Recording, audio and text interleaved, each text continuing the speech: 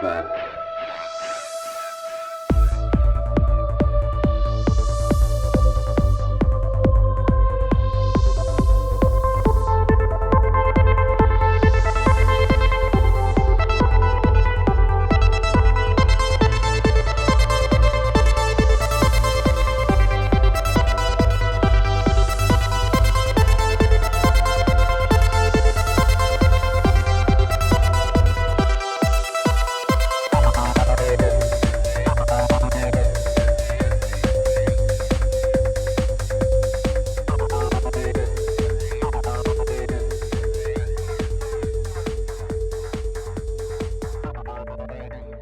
What's up? Another episode of Ripple Effect Podcast. I'm your host, Rica, the Renz, also known as Ricky France, and a great episode for you today. Also, a great conversation for you today. I had a lot of fun talking to Teace Snyder, the host of the Conspiracy Synergy Show.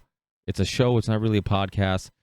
I'll put links in the show description to his show, his documentary, his videos, his website. All that stuff will be in the show description. As long as I'm still available on YouTube, you can go there and go in the show description, find links to all my guests' work, all their sites, and also all my social media accounts, all my work, and all that stuff. So hopefully YouTube won't kick me off anytime soon, but if they do, I still have a Twitter account, RVTheory6, a Instagram, RVTheory6, a website, therippleffectpodcast.com, where you can find all my stuff, and also PARLER, RVTheory6, and I feel like I'm forgetting something. And I'm also, and my merch store, the Ripple Effect Podcast, merch.com, if you want to support the show that way.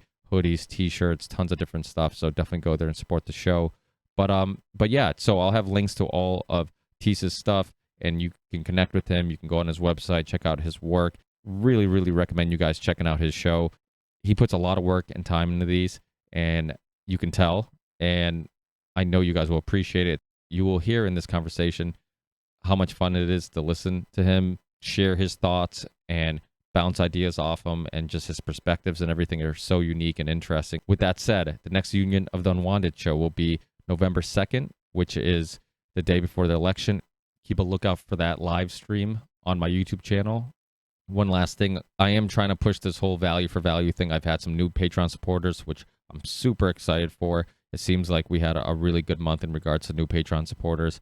And I think people are really appreciating everything I'm doing with, like, getting interviews with Mickey Willis, getting interviews with so many people that go against the grain, and the willingness of sharing those conversations and really have long form conversations where we can really explore so many different ideas and perspectives. I know my show I did with Ryan and Whitney Webb from The Last American Vagabond went really well too, and people seem to really like that. And Ryan actually just got kicked off YouTube also. So just more reason to look into alternatives like Rockfin, and hopefully maybe even Spotify will become an alternative to YouTube one day. So we're doing this whole value for value thing. If you get value out of this show, attempt, if you can, to give the same value in return. I do have a merch store, the Ripple Effect Podcast, merch.com. You can support the show by purchasing shirts and hoodies and all that stuff. It's a great conversation starter, and it's also a great way of supporting your favorite podcasts. So support them when you can. If you can't support my podcast and other people who are doing work like mine, then please share the show. If you can't support us financially, there's other ways to support us. You can share the show, tweet the show, review the show, all that stuff, and that goes a long way also. So, I mean, obviously, like I keep saying, the goal is to do this full time, but the goal above that is to spread these conversations. So that's priority one. Everything else can, hopefully will fall in place if I keep doing good content and I keep doing it long enough. I'm hoping that eventually it will keep growing at a consistent rate, and I'll be able to do this full time and get you more shows and spend the majority of my time working on this instead of doing a full-time job like most of you listeners that do one and unhappy doing it. So that's it, guys. Enjoy the show, enjoy the conversation, and I'll see you guys on the next one. Peace.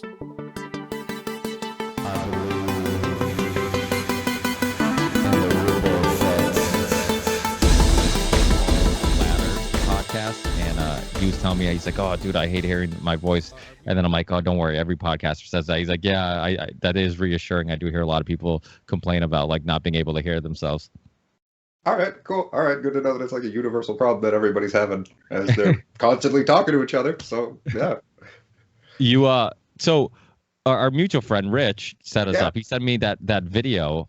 Is there did you do a part two to that, or I Oh can't yeah. find so are you posting that like your podcast, Conspiracy Synergy, on any of the other platforms? Like is it on iTunes or Spotify?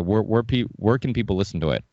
So I have it. It's primarily routed through the website right now. I haven't actually done any promotions or anything yet. I'm waiting until I'm done the third episode before I kind of like jump on that wagon and everything. But where it is right now is it's embedded over at Library, BitChute. I think it's at like Archive, and then there's one other one. I won't post to YouTube because I fucking hate YouTube. But yeah, so it's at those venues kind of right now. It's not on Spotify yet, but it is ideally meant to be viewed because it's highly edited. So there are a lot of little illustrations and animations that are popping, jumping around all the time, and so it's primarily a video kind of thing. Yeah, Corbett, what he does is that you could actually his videos, you could actually watch his podcast or listen to them. At least I know, like I subscribe to his RSS feed on I use Podcast Addict for my my Android, and he does both. He actually I don't know how he does it, but he posts, like, usually you can listen to the video or watch the video or just listen to the audio, and usually he'll post them right after one another, which isn't a bad idea. That way you're not restricted to dealing with the YouTube a lot of people are dealing with in regards to, especially even recently with like Oh yeah. Red Pill 78 got kicked off recently, and he's actually supposed to be on my show soon, and I was actually just talking to him about him coming on and whatnot, and he's like, oh, I'm like, dude, sorry about the whole, because some of these guys, like, they're almost strictly YouTubers, and Jason Burma's same thing. Like, I've told Jason forever, I'm like, stop being dependent on YouTube. Like, I have my stuff on YouTube, but I've always restricted my stuff. I've never monetized it. And so I've always, to me, it's like, okay, I'm not really as much on the radar because of those reasons, because I'm not trying to get money from them. I'm not trying to be a business partner. I'm just posting it on there. And just recently, I don't know if you saw, but I had Mickey Willis on from the Plandemic documentary, the filmmaker. I saw the first half of that. I Yeah. didn't listen to the whole thing. First half I listened to. Yeah, it was long. It was like 3 hours, but and surprisingly, I remember like text messaging Sam and Charlie and some of the guys I do the the Unwanted shows with, and I'm like, dude, there's no way this isn't going to be deleted or have some issues. And then over the weekend, I posted on Friday. Over the weekend, I did have some videos flagged. It was the first one was the Vax, when Del Bigtree came on to talk about the Vax documentary, and then it was an old song I did. It was a song I had called "War for Peace" that's on my channel, which really is just a lot of like imagery, just like pictures of like protest and people holding signs. It's mostly protest, people just holding signs, just things that I find interesting, and then that was all it was, and I'm like, why is this being flagged? And it's like a 6-year-old or 7-year-old song, but Mickey Willis's that video is still up, surprisingly, and I think a little bit has to do with the fact, like, that might be the secret. Like, I do hurt myself because everybody that's on YouTube tells me, like, if you age restrict your stuff, if you say it's not for kids and you age restrict your stuff, the chances of other people running into it is much, much less. Like, your growth is way less because people have to be signed in to see it and whatnot. So, but I'm like, you know what? I don't care. Like, it's one other avenue that I can use for whatever time I have on there. If somebody runs into it on there, great. If somebody wants to watch the video, great.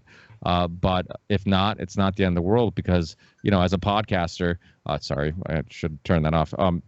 As a podcaster, I don't really care if I'm on YouTube or not. Like, unlike your stuff, like you said, it's highly edited. It makes sense. But I wonder if there's a way where you could do both, like put it on. I wonder how Corbett does it. If you could watch, because I think on a lot of these podcast hosts, you can upload video too. So like on your RSS feed, when somebody subscribes to it, you will get a video if it's uploaded to it, the same way you would get just audio. So it is and it seems like there's less restrictions with RSS feeds. Like I had some people contact me this weekend in regards to the Mickey Willis podcast not being able to play on iTunes or disappearing on iTunes. And then I had somebody else send me a screenshot of Google Play, this their podcast app. They said that it was like, I don't know, it's some type of like, hate or I don't know if it was a fact check thing or whatever it was, but something saying like, hey, just giving you, like, you have to click, something before you actually listen to it. But besides that, like, really, out of all the controversial stuff that's on podcasts, it really, most people haven't had many issues. So it seems like that's not a bad avenue. But you're on BitChute, you're on a bunch of other ones. Like, is that kind of your goal? Is to like fuck YouTube, even though you know that like YouTube's a great tool to kind of use? Well, it's a great question. I think that YouTube has been a great tool, and incrementally it is turning people into tools, and that's something that is doing all of us a great disservice. And so there is kind of a collective awakening of ditching the platform that is accompanied by everybody kind of just gravitating elsewhere. Currently, I'm vouching and really see Library, or LBRY or whatever, is kind of like the future of what that is, and Odyssey being an extension insofar as like their front page management, which is kind of YouTube-esque in the way that it's kind of crafted and created and marketed and put out to other people. But kind of like, I'm gonna do a promo. I've already recorded the thing. It's like a minute and a half, called Caring with Karen, and it's all about how YouTube is basically just Karen Tube, and it's just, that's the only thing I'm going to post to YouTube as far as Conspiracy Synergy is concerned, is just that little promotional video telling people to go somewhere else, because this whole thing is just going to get worse and worse. And what you are talking about with like the kind of experiences that people have been having, I don't even really, it's just like sporadic computer algorithms at this point. It isn't even really people making the shots. It's not like YouTube is individuals who are sitting and contemplating the devastation that they're doing. They're just doing it because they're in a position to do it, and that screws everybody who relies on it. So yeah, I'm not having that. I'm not about YouTube at all. Yeah, like The Last American Vagabond just got kicked off recently. I know, that's a big one. That's brutal. Everyone's been freaking out about that. So yeah. Yeah, Ryan's awesome, and I just had him and Whitney on not too long ago. Yeah, it's a shame, but I mean that's kind of the way. So I don't know if you watched the Union of the Unwanted, the big one that we did. It was like one of the first ones we did. We had like Ben Swan, Corbett on, and all these people on. We had like 30, 40 people on, and some of the stuff we talked about, in regards to like bypassing censorship, like some people, I think Tommy G was talking about like, oh, you just, is there ways of what's it, Tommy G? Somebody was talking about like ways of like decoding what you're writing. So instead of me actually putting like Mickey Willis with letters, maybe throw some numbers in there or whatever, and I'm like, well, they always find a way of kind of figuring that shit out. And who wants to play that fucking game anyways? Like, I don't want to do that. That's kind of the way I look at it. So like that reminds me of what happened in Napster back when that was a thing. And like towards the tail end of it, you're not even looking up songs anymore. You're looking up a weird kind of like acronym that you've typed that's in. Right, that's an approximation of a song. And it's the way that it is in China because of the firewall. It's like you're not even allowed to say anything anymore. You got to come up with like poems that rhyme with the shit you're trying to say so that everyone else can decode it and laugh about it in this weird kind of like meme world we've created for ourselves. So yeah, I'm just hoping that everybody's kind of more like, nah, fuck this. Let's go somewhere else. That kind of thing. Yeah. Ben Swan said it on my show, and it's so true.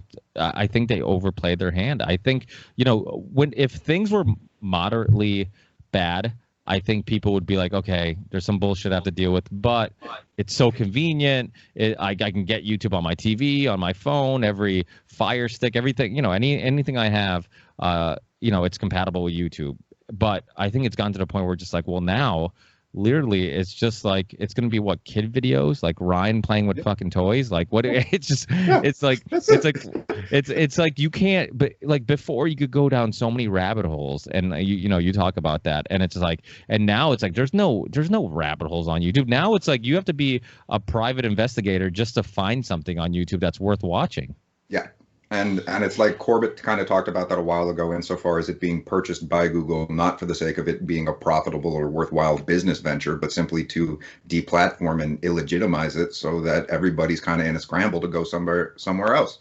And so it's more just like, I keep coming back to it. It really is us just going somewhere else. And it's really important to do that. So more and more, I think people are waking up to that in a real way. Have you looked into Rockfin at all? I'm not familiar with that one. Yeah, so Rockfin is so Sam started working with him, Sam Tripoli, and he has a spiritual podcast called Zero, and he's been working with them. I knew about the spiritual podcast, didn't know much about the company at all. But then he talked talked to me, Charlie, and Charlie Robinson and Mike from the OBDM show about like, hey, I really like my partnership with them. They're a really cool company. You guys should think about going over there. He's like, I'll throw you a contact. So I ended up talking to him, and so did the other guys. And basically, they're a alternative, like a podcast alternative. They do video and audio, but they do mostly video. And it seems like a YouTube competitor. But there is like you can do some premium stuff where you have to pay whatever it is, like I don't know, $5 or whatever it is, $10 a month or whatever, and you can get all the premium stuff for everybody's channel.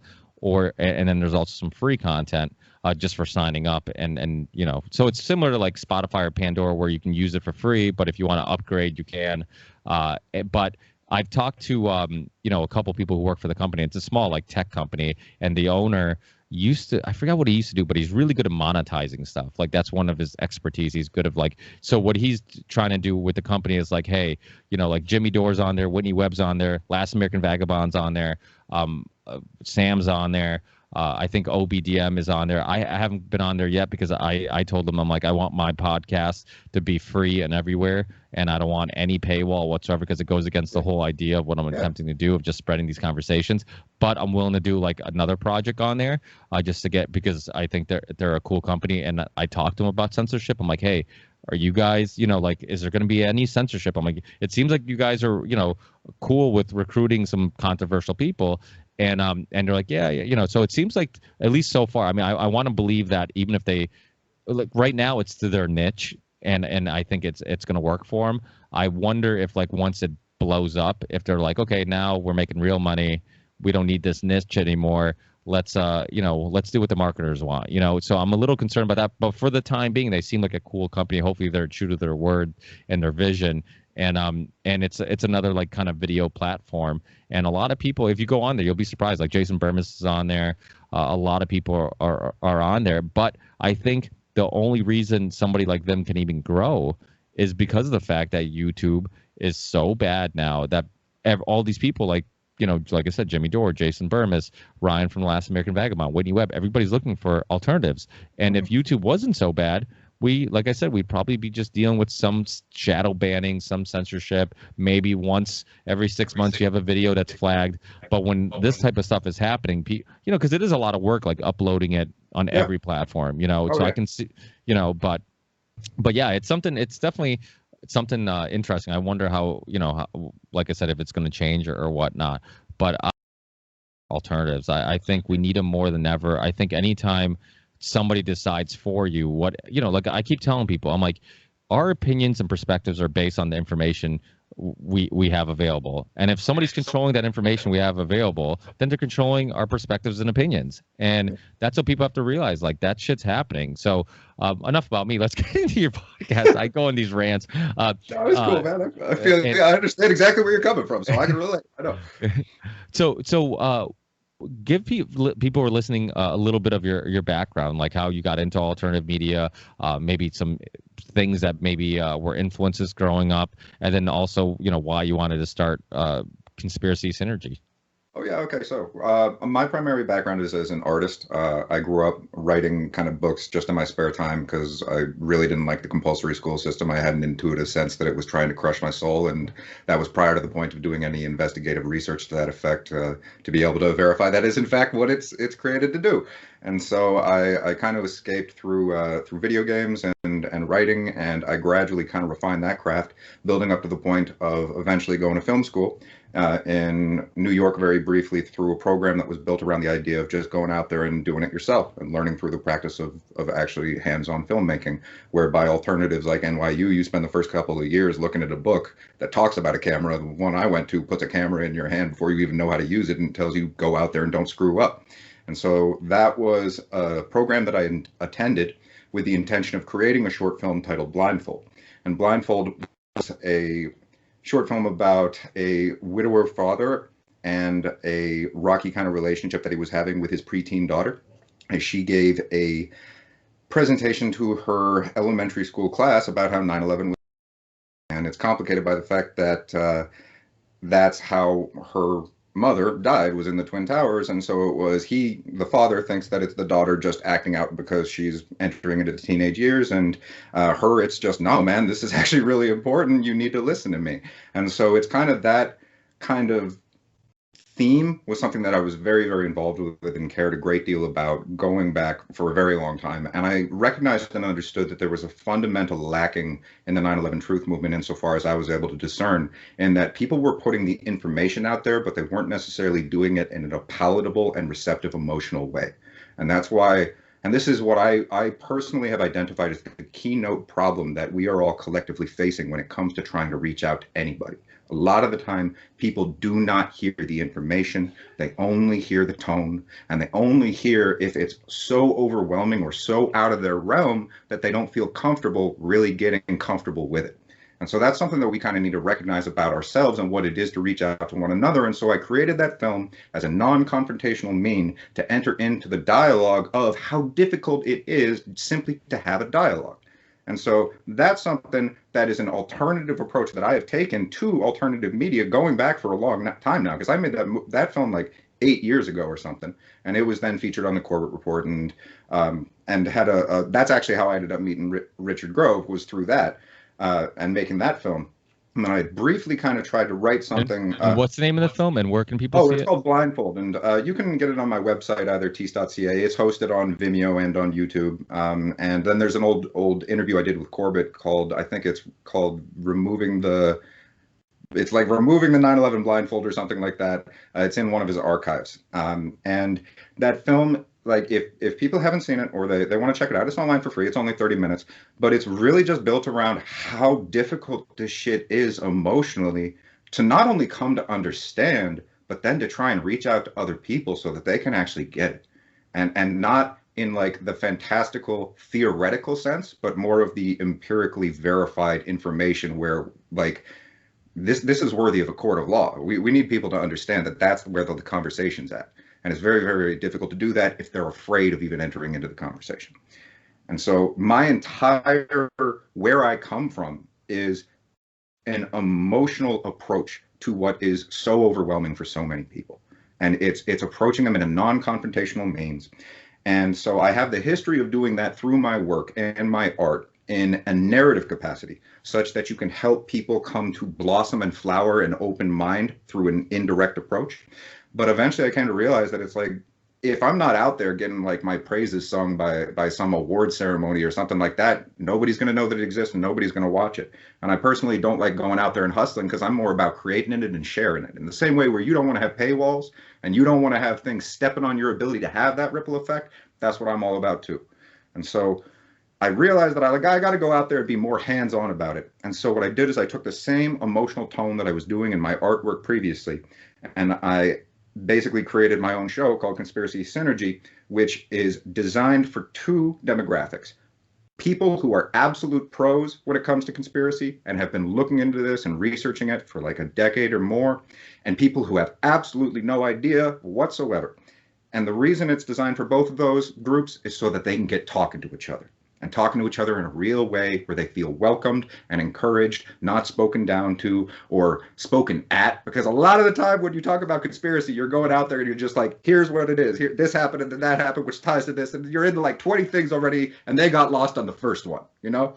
And so it's all about trying to give people a tool that they can use to go out there and inform themselves. And also, if you know someone who's kind of a little bit of a normie and who's trapped in the matrix, well, they can use that as a tool to reach out to them and be like, hey, here's a way into the rabbit hole that doesn't feel overwhelming.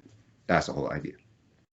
Yeah, that's so important. It's funny because I'm so much like that in regards to, like, all I want to do is be creative and just do the podcast and just put it out there. Like I am so bad to, like, about in regards to making money, or I don't even want to deal with it. Like, I don't care about, like, it's not that I don't care. I mean, I'd love to do this for a living, but I just, I had like it was actually a listener who's like, hey, you should try pushing the value for value thing and mention it in your intros, this and that. He's like, I can tell you hate asking people to support the show because you go quickly through it. I'm like, yeah, because I'm like, honestly, I just want to do the show. I'm like, but I also understand that, like, if you don't ask, if you don't say you have a Patreon page, you don't remind people, then they're just going to listen to the show and you might not get any support. And the more obviously support, obviously I've been supporting Corbett forever. I mean, I've been giving him $5 a month or $10, whatever it is, a month since I probably ran into his work.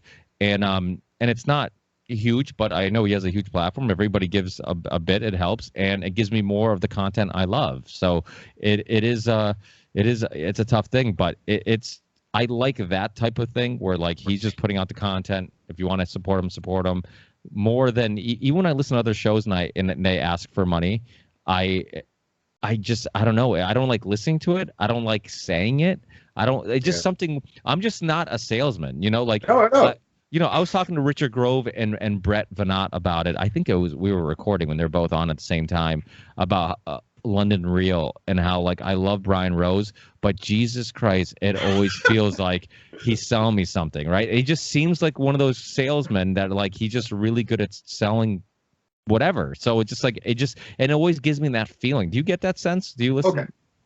I completely agree with it. I totally have that sense. Here's what it is insofar as I've been able to discern with what has happened to people's psyche. We have a price on everything.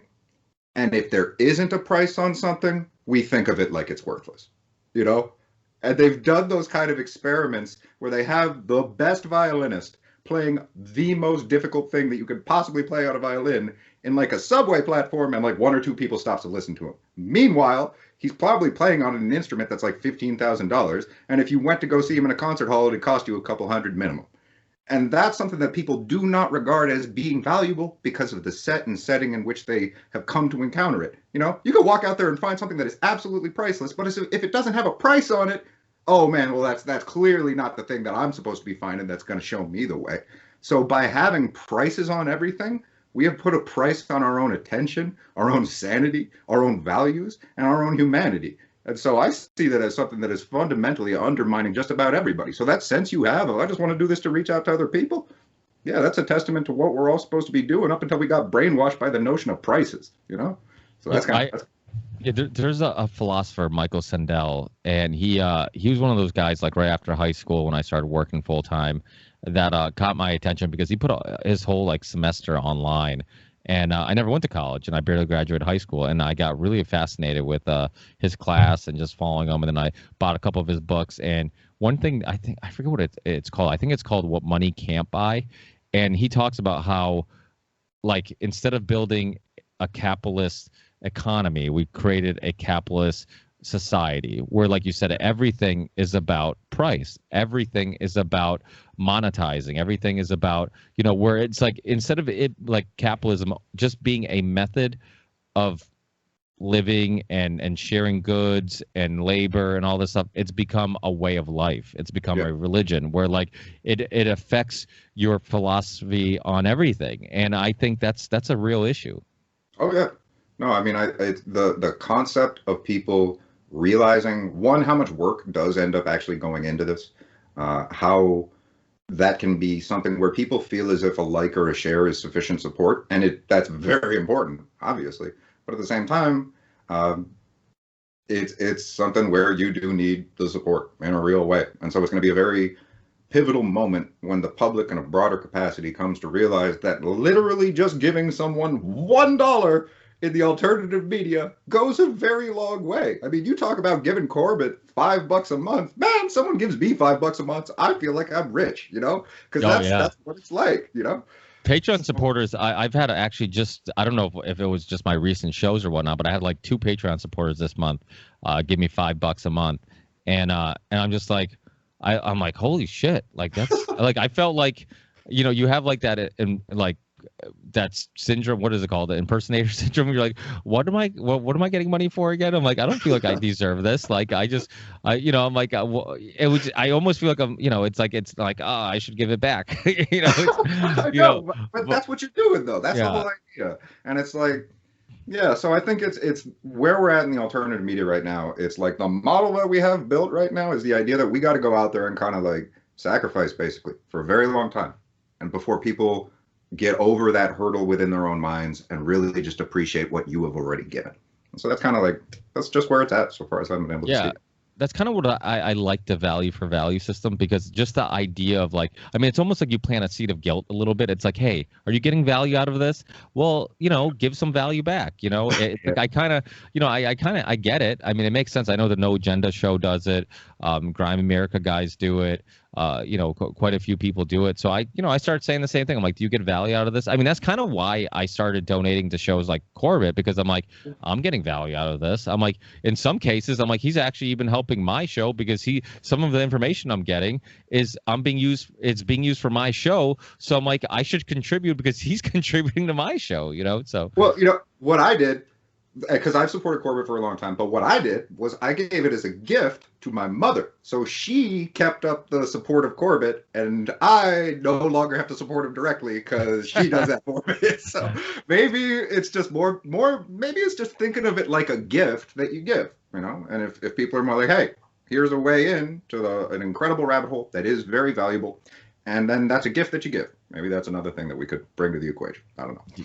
Yeah, definitely. And he's I think everything he does is backed up now with IPFS, which I'm still not sure what the hell it is or how it works. It's like interplanetary something. It sounds like something the Beastie Boys said in the song.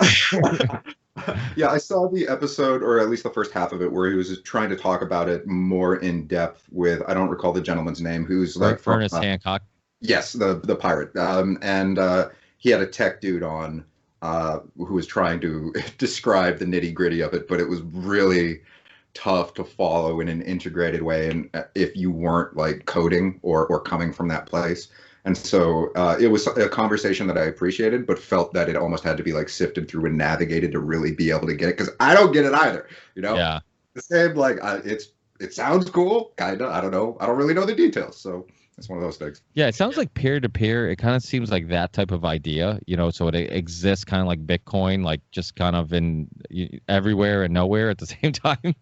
It seems, which kind of, now it just sounds like I'm speaking philosophy. But I don't know what it is either. It's like you're making more sense than I'd be able to make sense of it, so that's cool. Yeah, but it is a great idea. I mean, and then even with the like Ben Swan doing the whole ISE.media website, London Real, even though, I have some critiques with the way Brian Rose comes off at times, but I just don't like anybody who says, hey, I'm going to help you be successful. Because it's like, you can't help everybody. There's just some lazy people out there. I mean, they're just, like some people are just not successful, not just because they don't have the right knowledge, or like what knowledge, like you have to, and how much of it is just motivation, right? It's just like, right? Like, don't procrastinate.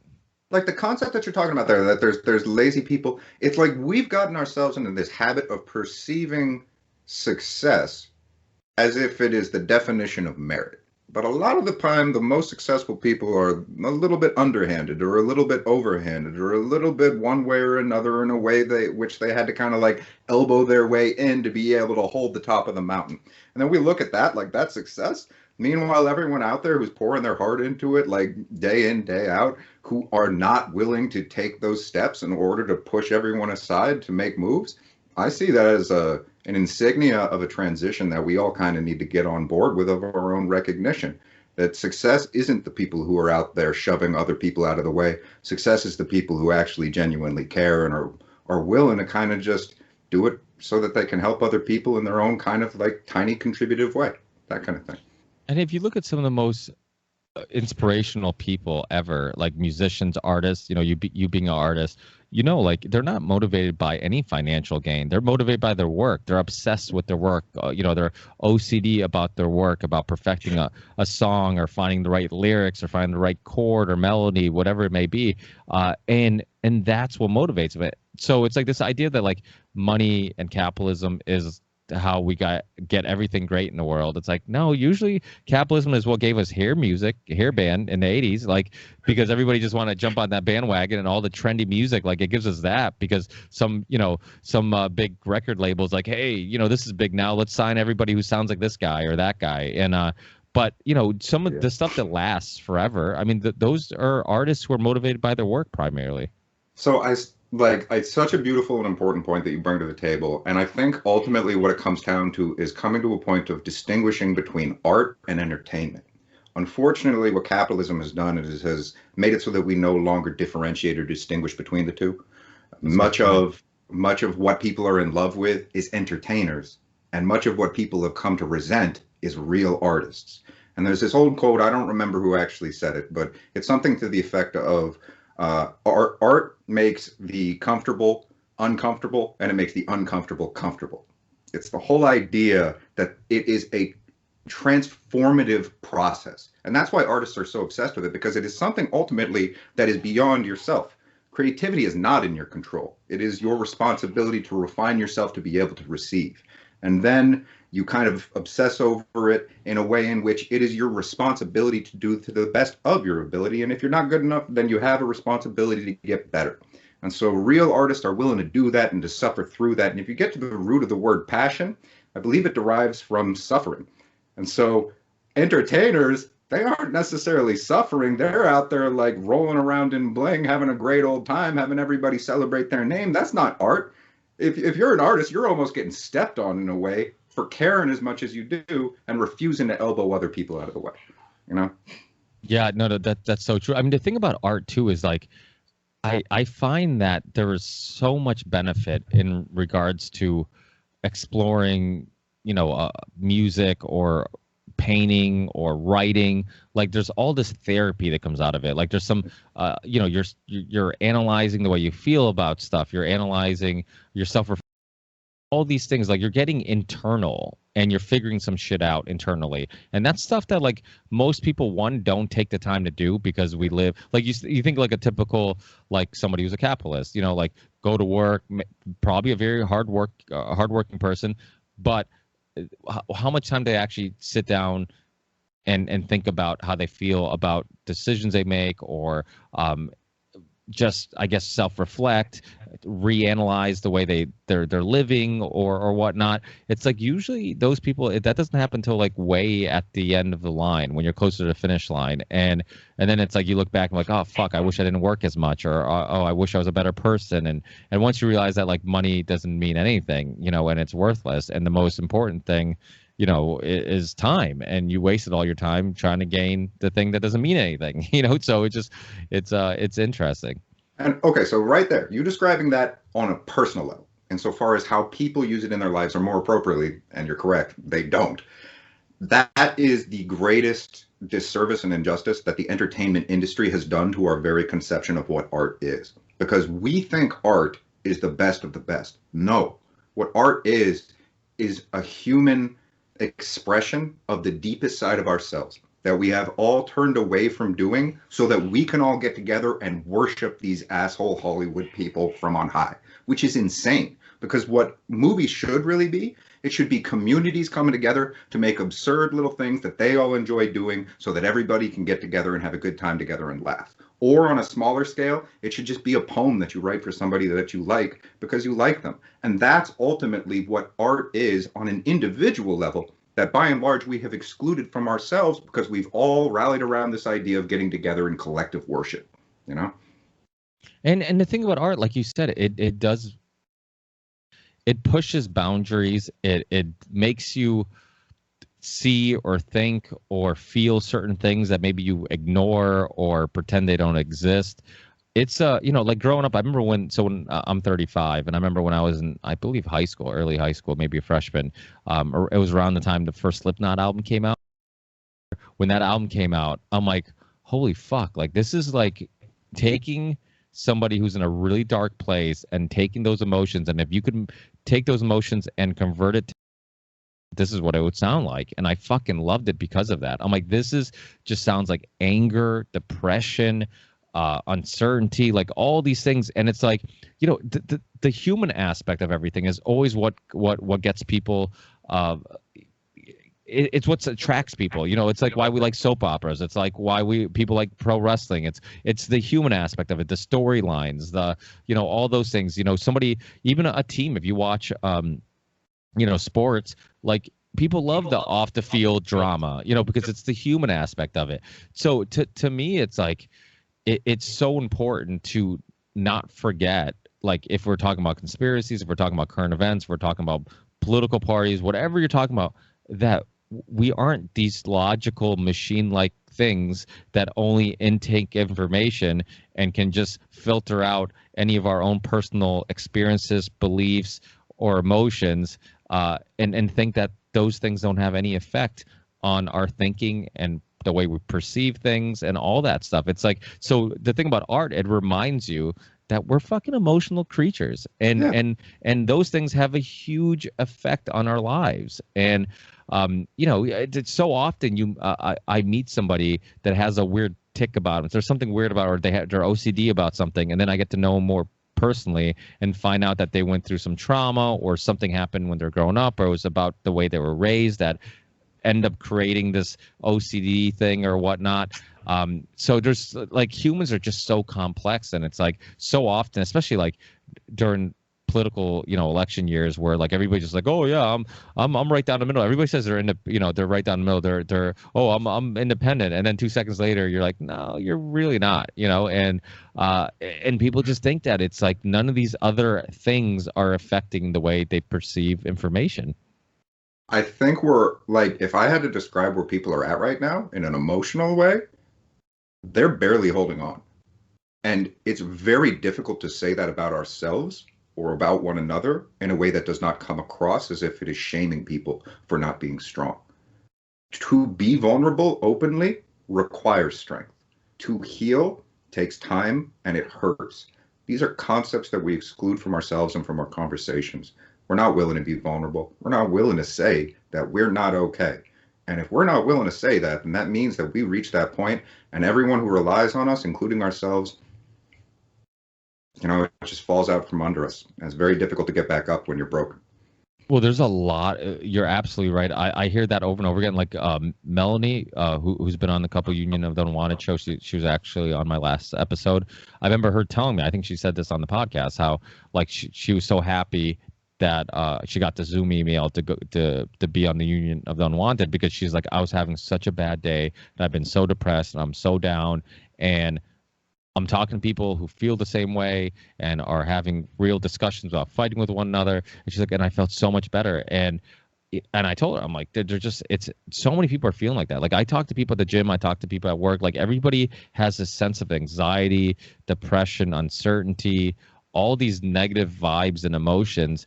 And I mean, what do you think it is? Do you think it really, because initially it was like, I think during the height of the lockdown, a lot of it was caused by nobody knew what was going on.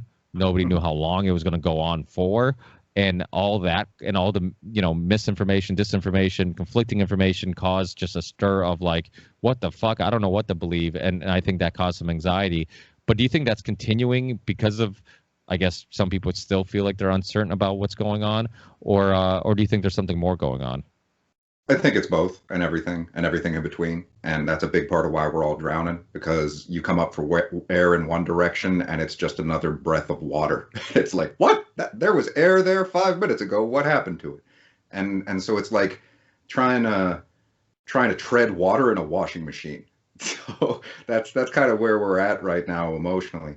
And once again, if we're not coming together to just like have the conversations we're being about those vulnerabilities, like I hate the premise from British culture of a stiff upper lip.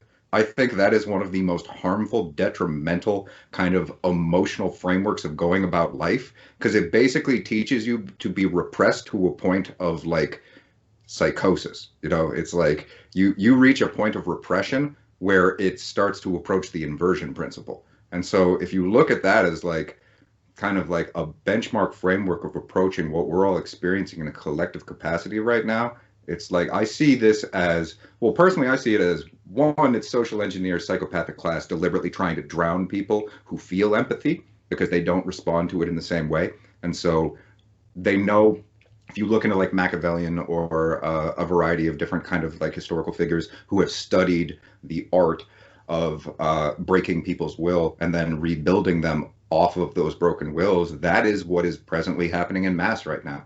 So it is simply people being disoriented, and so too it is a calculative, deliberate kind of set of disregard from a class of people who don't experience emotion in the same way. And we're all experiencing that in like, holy shit, this is kind of evil, what's going on? But if you don't understand that that's going on, it's very difficult to get a point of reference for how traumatizing what's happening right now in slow motion is. because it's not just that it's traumatic, it's that it's every single day, just over and over again, in a way in which we're not even supposed to be talking about how awful it is, but it is, you know. And so that's tough. How do we come together and have the conversations we need to have to be able to feel like we've been heard in an environment where everybody's screaming, you know?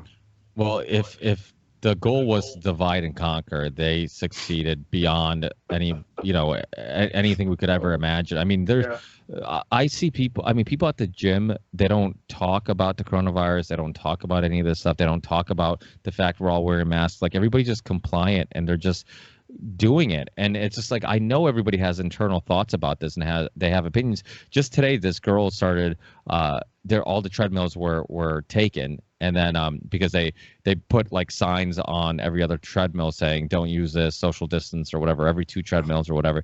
And so you can't use treadmills near each other. And this girl's like, there's no treadmills. Do you mind if I use the one right next to you? So she took off the sign and I'm like, yeah, go ahead. I'm like, no problem. And I'm like, she probably assumed I'm not wearing a mask. So I'm not one of those people who, are freaking out about it. And then we start talking about it. And like, you could see like both of us kind of had this sense of like, wow, this feels good to openly talk about this in a public spot. But everybody else around us kept looking back at us like, how dare they? Like, I can't believe they're talking about this openly, how ridiculous wearing masks are and how, the information doesn't make sense and all this stuff. And it's just, it's, like the No Agenda show says, like, they're muzzles. Anytime you can get people to not get together and not discuss ideas and not talk about what's going on in their head and what they're feeling or whatnot, you're going to cause a lot of damage internally, externally. I mean, just there's, so like, really, when you think about it, like, okay, I get to go to the gym, I get to go to work, I get to go out to eat. There's some restrictions or some whatever, but I've have some of my life back to normal.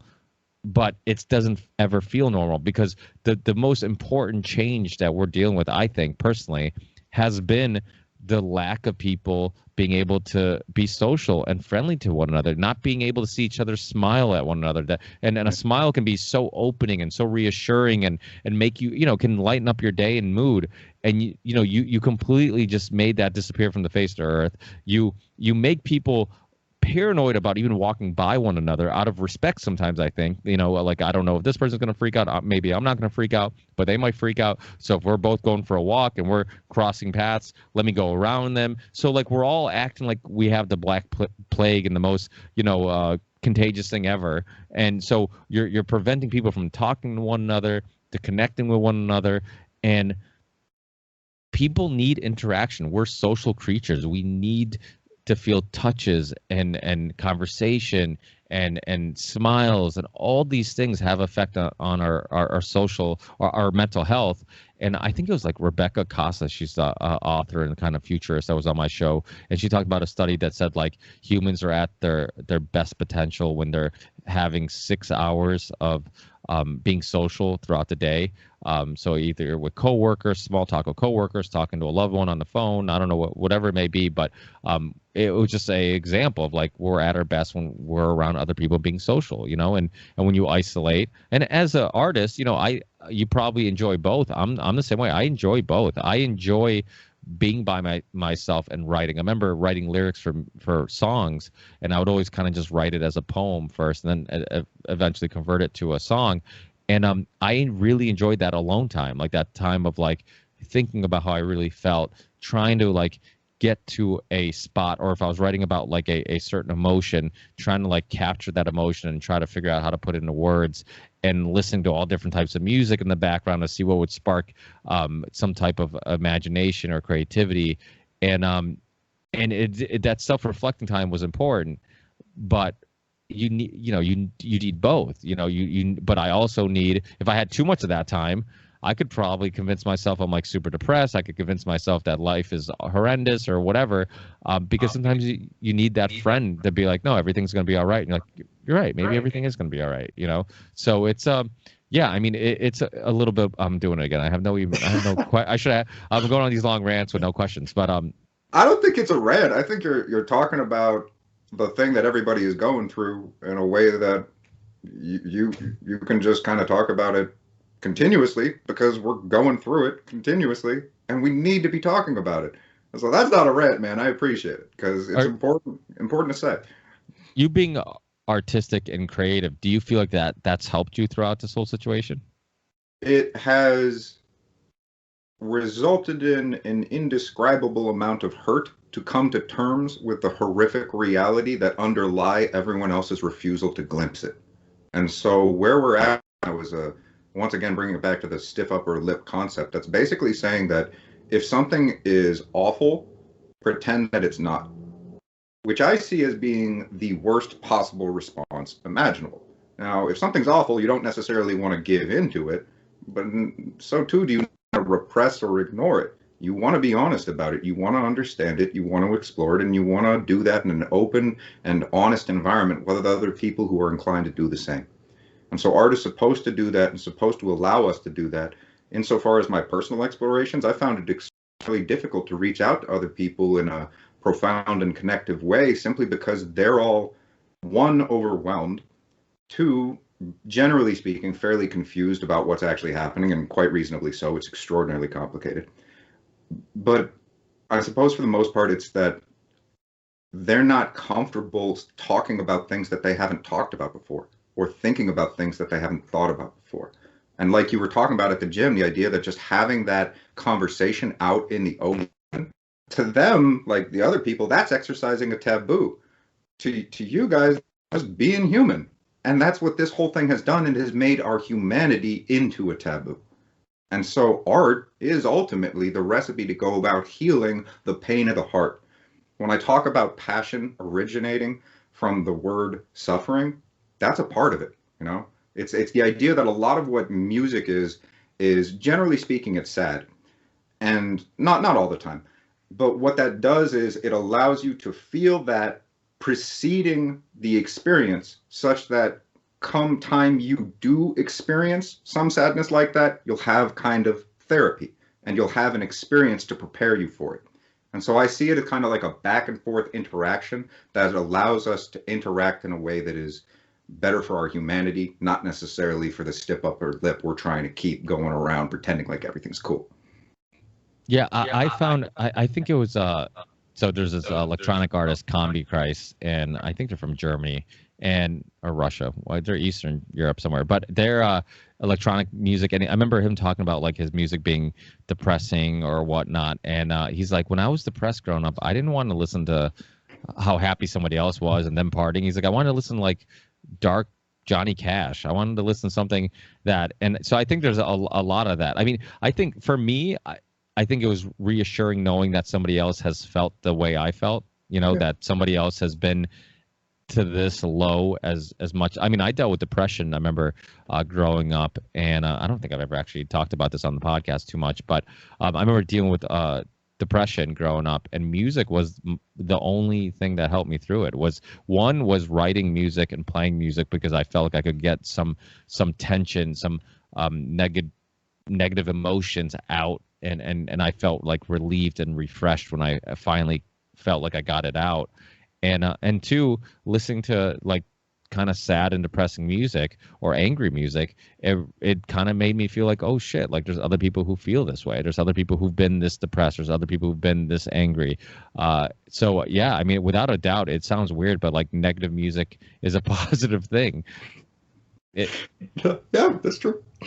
Yeah, it's wild. So for yourself, like, what do you think is I know this is kind of a big question, but like, you know, we keep talking about like people are trying to figure out what's going on and the anxiety and the uncertainty because people don't know what's going on, and trying to get a grip of like what's actually going on is hard for people.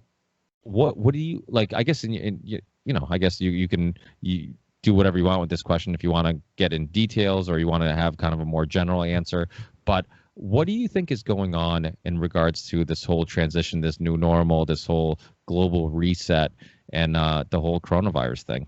I think it's a slow motion genocide in a multifaceted variety of converging forms, such that if you fill a bucket with sand, people struggle to pick out one rock that accounts for all of the weight. And so we're getting a billion different things that our psyche intuitively gravitates to try and diagnose as if it's just one. And it's very difficult. That's what I mean when I say we're trying to tread water in a washing machine. There is no air that stays there. And so we're always going to be short of oxygen. And if we're short of oxygen, we're gasping for breath, and we're trying to find someone who can give us a breath of fresh air, not realizing that it's been kept from all of us. And so it's outward displays of sort of defiance, but in a loving way, that will ultimately kind of allow us to be able to transcend our own kind of reservations and the consequence of the very real kind of boot that is on the neck of humanity right now. Because that's what this felt sense really is just a fundamental oppressive force that has gone about effervescing or manifesting in multifaceted means. So I know that's kind of general, but that's sort of like, that's kind of my response to that. What do you think the goal is? Oh, to destroy humanity and to turn it into a machine. Like just and it's a very simple, like the inversion principle, which I assume you're familiar with, is the gradual of everything to be completely the opposite of what it will really be. And that's been an incremental thing that has been happening from behind the scenes for a long time now, that by and large people don't understand and are unaware of.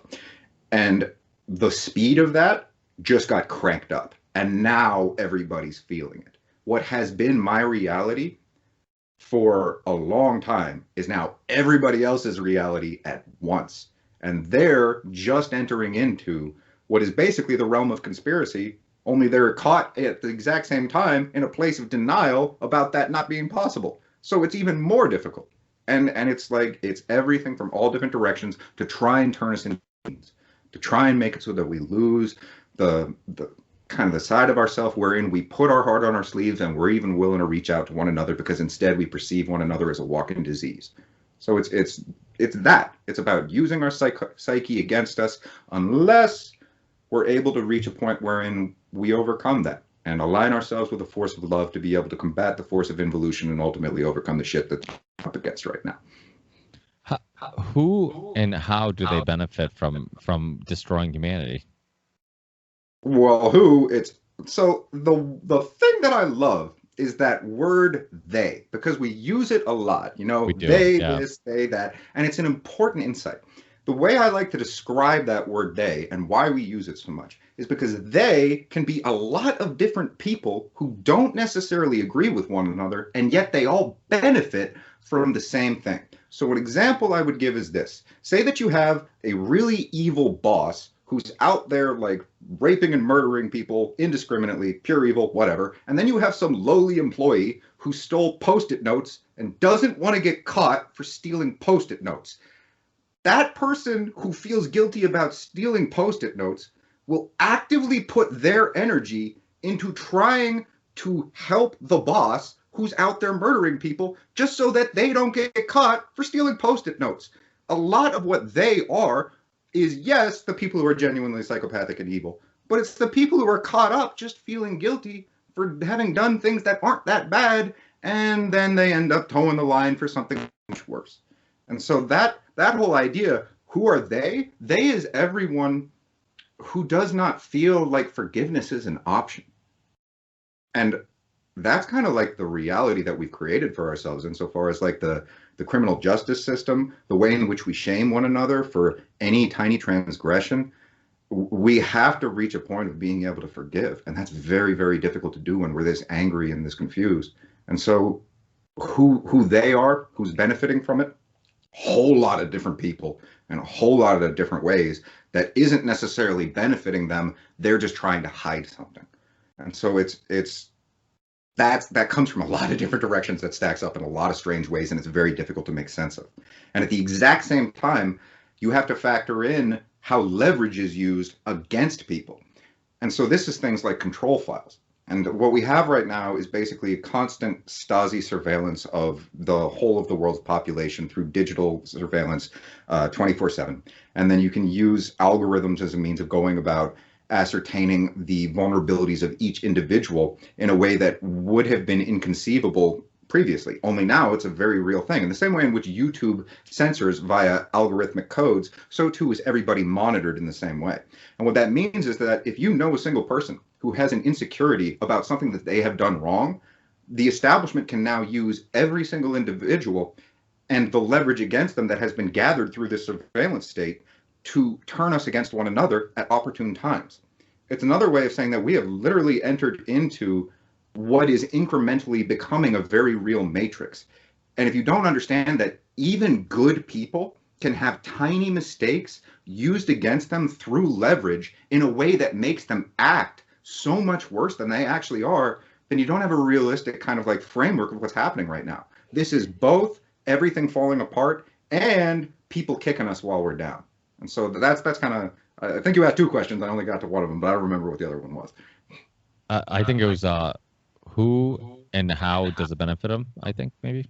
Well, it's a very, very small group of people that actually get what they want out of it. A lot of other people just feel so overwhelmed that they're just going along with it. You know, that's really how I see it.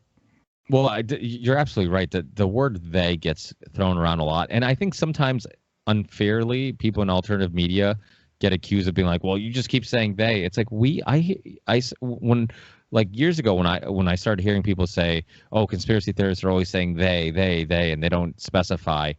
I think one thing is like you said, counting on what you're talking about, who they is changes slightly, yeah. and two, in many other cases, people are talking about stuff all the time and say they, and we never really acknowledge that like we're not specifying it. But for some reason, like we have to, when we talk about doctors, like, oh, doctors do this, that it's a general statement. We're just saying doctors, it's basically like saying they, so yeah, it is one of those things where I think that it's a lot of moving parts. All of them in many cases have similar goals, and if they both can help each other, they will. I mean, sometimes it is weird, because I was talking to somebody about Bill Gates today, and they're like, oh, I think he's he's like the most evilest guy ever, this and that. And some people I talk to and say that it's just all about money. It's all about, so it's like, is it this eugenics philosophy that his family is linked to, and obviously he shows some signs of in regards to like his depopulation comments and all that stuff, or is it just strictly like monetary reasons? It's or is it both? Is it both? It can be both. So in many cases, like you said, I think sometimes people are going along with it just because they benefit in the moment. It's like somebody. I mean, how many people could work for a big corporate company and they're looking at quarterly gains and they're like, oh, we dispose of this waste illegally by not telling whatever the state or not telling the town that we're throwing it in our water or we're doing whatever, which has happened, and then we could save a couple bucks. And then in the long run, like it could eventually affect like people who live in the neighborhood getting cancer, killing animals, hurting livestock. But a lot of times it's this, I think, tunnel vision where just like, okay, our goal, and I guess this goes back to what we initially were talking about, like our society has become a capitalist society where it's just like it's all about short-term growth and short-term profit, and it's not about long-term effects on the environment or one another. And I think it does create this kind of thinking where it's just like you don't really care about other people. Like the best managers, supervisors, CEOs, they're not that human in regards to like connecting with their employees. I mean, how many times I've heard people say like, oh, I don't hang out with my employees, or I don't have lunch with my employees. I don't have, like all this stuff because they want to keep that space. So I think sometimes it's just because personally it might be easier to see them as a number and not as a human. So when you do have to make those tough decisions of cutting their hours or firing them or whatever, it's easier. And I think, all this type of, the society that we have where it's like we're okay with that. We're okay with this idea of like, oh yeah, it's just business. It's not personal. Like I've heard so many people say that, and I'm like, that would make sense if we're robots. I'm like, but there's always a personal aspect to it. You can't disregard that we're humans and there's emotions and there's people who are affected and all this stuff. And I guess, in a way I start sounding like a hippie, but it's kind of true. Like you can't, to me, like there's so many things that are much more important than I can't ignore my moral compass to do something that makes me profit. I can't, like if I know there's been times where my mother has gotten mad at me because we have a little family-owned business, and she'll get mad at me. She's like, calm, you should complain about this. I'm like, well, they're kind of right. Like we should be charged for this, and she's like, well, no, you should get mad and fight for us. And I'm like, no, I'm like, I'll fight for us when we're right. When we're wrong, I'm like, or I think we're wrong, I'm like, I can't just call somebody and pretend that I think they're wrong, and it's like, but it's funny because I know so many people who would have no problem, like just completely disregarding the fact that the other person might make a point just to push their point, and it creates a lot of anti-human thinking. Yeah.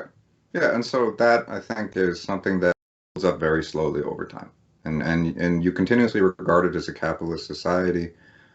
Man, it's a psychopathic society is what it is. And that's so deeply rooted that the way in which you describe bosses not wanting to deal with their employees and it just being like something where it's treating them like, yeah, they're just a number, not a person. I think what happened through the mass distribution of the entertainment industry was that we have been given archetypes of who we are and who one another are that are so grotesquely and unconscionably inaccurate that it is a disservice to everyone to continue to ingest that garbage. We have been taught emotional maps and approximations of feelings based on what is most arousing, not what is most therapeutic or most actually, let's say, real to who we really are. We keep expecting some like Marvel hero to come and save us. That's bullshit. The way change actually happens is on a granular level of individuals treating one another as people. And so if we're sold these archetypes by people who don't care and are willing to turn against their moral compass just so that they can get a little bit ahead in a psychopathic society that you can call capitalism or you can call anything like socialism. I see it all kind of as the same thing, and it's just different kind of ways in which that sickness comes to manifest. And we got to come back to a point where we're keeping it closer to the chest, where we're actually willing to come from the heart and to speak from that place in a way in which vulnerability isn't something that's looked down on or shamed anymore, and it's a part of everything that we do. So I appreciate the fact that you aren't willing to have fights when you feel like you're wrong, because I think in the long run, that's a very important characteristic to have. Yeah, it makes me a bad business person, but I think it makes me a better human. Yeah. It's I mean, that's kind of the way I've looked at it. I mean, my whole life I've always had this like love-hate relationship with like my methods, because in some cases you meet somebody who's like really successful and you're like, oh yeah, I'm like, fuck man, like if I was just a little bit more of an asshole, I'm like, I could, I'm like, I could do so much better for myself. And then other times I'm like, but I'm not an asshole. And I'm like, and I don't know if I could look in the mirror knowing that I kept doing this shit that I didn't believe in or made me feel icky and I didn't feel good doing. And I don't think any money or any profit, seeing, I mean, because some people will do shit for even a very small portion of money. It's like, wait, you're willing to be like a dick just for that? Like you're willing to hurt somebody or whatever just for like a little bit of more profit? It's just, I mean, I used this example in the past, I think on the show, in regards to look at like a GM. They had this ignition issue where it would have been an easy recall, would have cost them a little bit of money because they would have to recall a bunch of cars, but it was an easy fix. It was like some little ignition problem. And there was, I believe there's like meeting minutes proving that they knew this issue existed, refused to recall it because it would have cost them money. And then I think 5 people died, which, yeah, I mean, according to, compared to other things, it doesn't seem like a lot of deaths.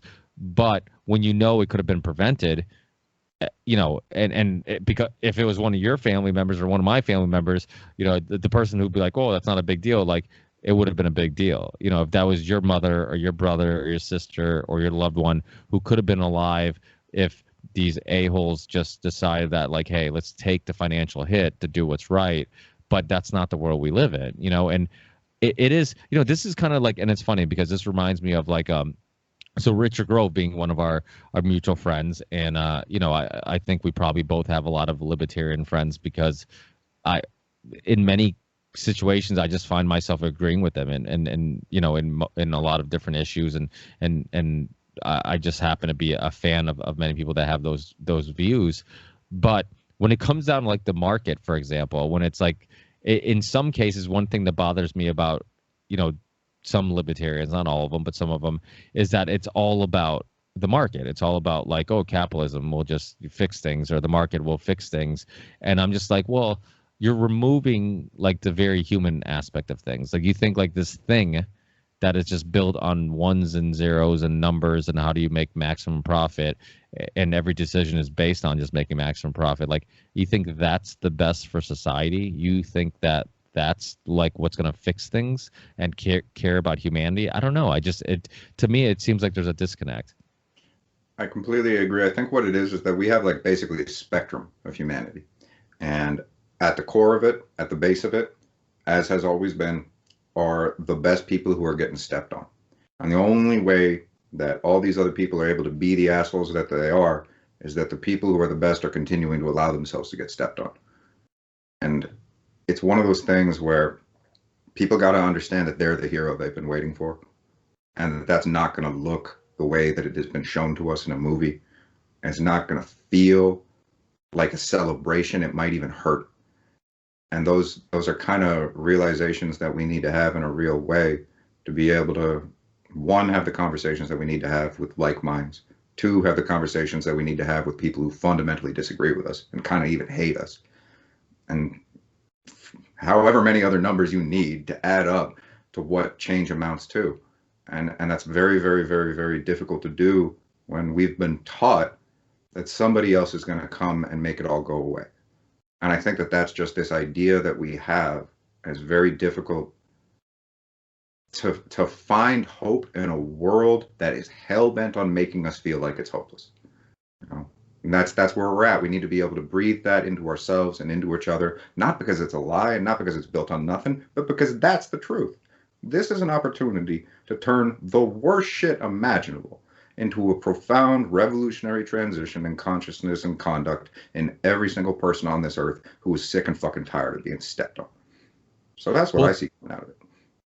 Yeah, no, I kind of agree with you. A lot of people are talking about the global reset, like it's because obviously some people have used that term in regards of talking about their agendas. But I also think we should kind of take that term back, or take it in general, and say, yeah, there is a global reset, but the reset is all these people who've been brainwashed, all these people who didn't know they're being manipulated, they're all going to know now. They're going to know that, you know, we've been puppets and people have been pulling the strings. And you're starting to see that. You're starting to see, you know, things like vaccines being questioned by people who were never skeptical of vaccines, people questioning Bill Gates, which, you know, 5 years ago, even a year ago, you bring up Bill Gates and people are like, oh yeah, Bill Gates, Rockefellers, yeah, they control everything, whatever you say, you know, and now people are much more open to that. And so I think that there is some type of global awakening. There's there might be some positive that comes out of this. Now, I worry that we have to hit rock bottom as a society before that happens, you know, like, because nobody's going to give up their power that easily or that quickly.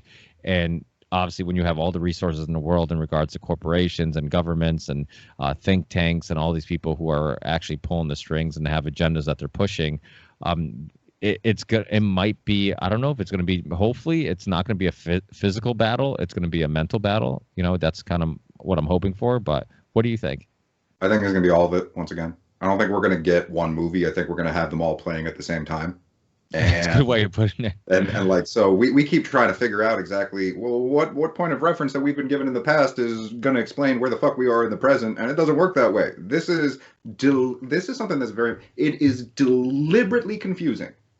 You would not be able to make a movie about the shit that is happening right now and make it make sense. That is not possible. The reason is because if you create a narrative that is inherently confusing, people hate it, and yet they never stop trying to figure it out. We try and make sense of things. So if you deliberately make them nonsensical, it drives people crazy in their desire not to be crazy. It's like, no. That has to make sense because that has to make sense. No, it's designed to not make sense. And part of why we're all going fucking nuts right now is because we keep trying to like put our finger on exactly, it's everything. It's designed to fuck us in the same way in which Syria is like the most complicated proxy war that has ever been kind of like ushered into existence and executed in a horrific kind of expanse unfolding over and over again. If you really look at what that conflict was, that was almost like a blueprint for the kind of sophistication that's unfolding right now in like a Project Phoenix kind of manifestation on an individual level. And so it's getting people up to speed about how psychopaths work and how they deliberately torture us in extraordinarily messed up means that we would never consider because we're all trying to make something that just doesn't make any damn sense. You know, that's kind of how I see it.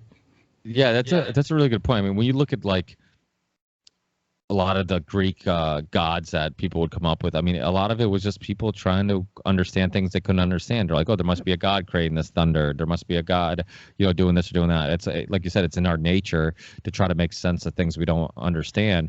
And, you know, same thing with people who believe in ghosts or UFOs or whatever it may be. Not that some of that stuff can't be real. I'm just saying if you see something you don't understand, you immediately try to figure out, okay, what could it be? This is what I'm, you know, so absolutely. I think, yeah, I mean, that's something I haven't really thought about, how that nature, that tendency that we have to try to figure things out, that could absolutely be contributing to a lot of our anxiety and depression and uncertainty, is because there is so much going on all at once that it's absolutely impossible to figure out what's going on and to look at one place for too long, because then there's more shit going on over here and more shit going on. I mean, it's gotten to the point where just like, you know, I can't keep up with like daily news. I can't keep up. That I want to describe the thing you're describing right now. I'm going to call it emotional dizziness.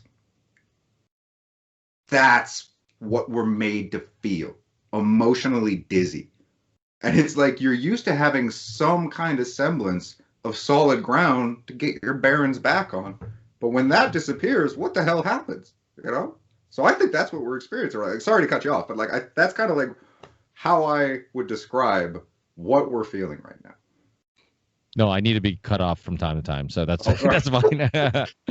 but yeah, no, it's without a doubt, man. I mean, it's so funny you say that, because it's like it's something that I haven't really put in perspective. That like, yeah, the uncertainty and all that stuff. I mean, of course, that's going to cause some anxiety, but in all aspects of life, we're constantly trying to figure things out. So the uncertainty doesn't go away, like it just, because we still haven't figured it out. So it just constantly lingers and lingers. It's not like something that we're just like, oh, I'm not sure what that is, and you move on. It's like every day you're just like, this is making less and less sense.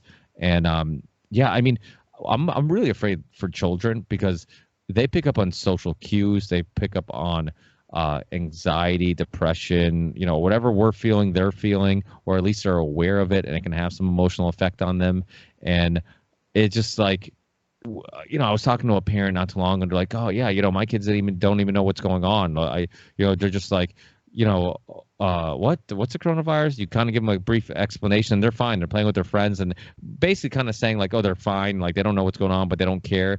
And I'm just like, I don't know if it's that simple. Like, I don't know if it's as simple as like you give them like just some explanation and they move on with their lives, and you know, they don't really have any long-term effects of it. I mean, so much of what happens to kids when they're little, like we talked about, like it ends up staying with them forever. It causes that thing they're OCD about. It causes that thing they like or dislike when they're adults, or the thing they have a hard time handling, or maybe something that triggers them because of something that happened when they were children. It's like there's long-term effects, and so we have a huge portion of the world that is going to deal with some type of trauma that we're not even sure what the trauma is or what it's going to turn into when they become adults, how it's going to have emotionally or mentally. And it's like that, it's so scary, because it's like you can't avoid it. You know, I've been saying it on my podcast, like geopolitics, you know, being anti-war, and that was always something that I was always really passionate about, was just like what's going on in the world. And I would always get so upset that people in America just would fall for the war propaganda, and you know, I'm like, you guys just constantly get tricked into another war. No, this time we're going in for just causes. And then after the war, we're like, oops, yeah, there were some lies and there's some deceiving, and it didn't turn out good, and nothing's any better now than it was before we went there. But it was easy for people to kind of dismiss it because they got to go to work, they got to hang out with their friends, go to restaurants, hang out with their family, play sports, do all those things that they loved and enjoyed. And if we're in a war in Syria, or we're not in Syria, or if we're involved in Afghanistan or we're not involved in Afghanistan, it doesn't really affect people's everyday lives that much. But this infiltrated everything. It affected every aspect of your life, and from your kids' lives and your loved ones and everybody. I mean, just to prevention of being able to even see your loved ones. I mean, I told this story recently. I think I said to Mickey Willis about how, like, my wife was like, one night we're all playing like board games or whatever during the height of the lockdown with the kids, and my wife's on her phone, and sometimes she's text messaging or whatever, and apparently she was on a Zoom call with like a bunch of my family. Everybody was on a call, and they end up sending her the link to get on it, and she's like, "Hey, look, Rick, like I'm on a Zoom call with all your friends. I mean, with all your family," and I immediately got mad, and I just looked at her and I'm like, they live right there. They all live in the fucking neighborhood. Why are you on a Zoom call? What the fuck are we doing? We're here playing with our kids the same boring board game we've always played, all dying for some social interaction, all dying to be around other fucking adults or other people just in general, like kids, adults, whatever. And we're on this Zoom call like, hey, this is awesome. Like, this is acceptable. I'm like, this is not acceptable. And that's the thing that keeps bothering me is like, how many people are just like, well, we don't know what to do, so we're going to wear a mask. Oh, we're not sure, so we're just... And I'm like, stop accepting it, because this is how, this new normal becomes the new normal. We just all just accept this as the new way of life, and it's fucking frustrating. I agree. So one of the archetypes that I think we've been given by mainstream entertainment narratives is the idea that when people are sad, they cry. I don't find that that's true. I find a lot of the time when people are sad, they behave in a way that doesn't make sense. And that can be in any number of different ways. It'd be nice if we could just shed some tears and feel a little bit better. But I think we're all... And don't people normally feel better after crying? Like, don't you feel like... Yeah. It does have a therapeutic effect. But if you're so...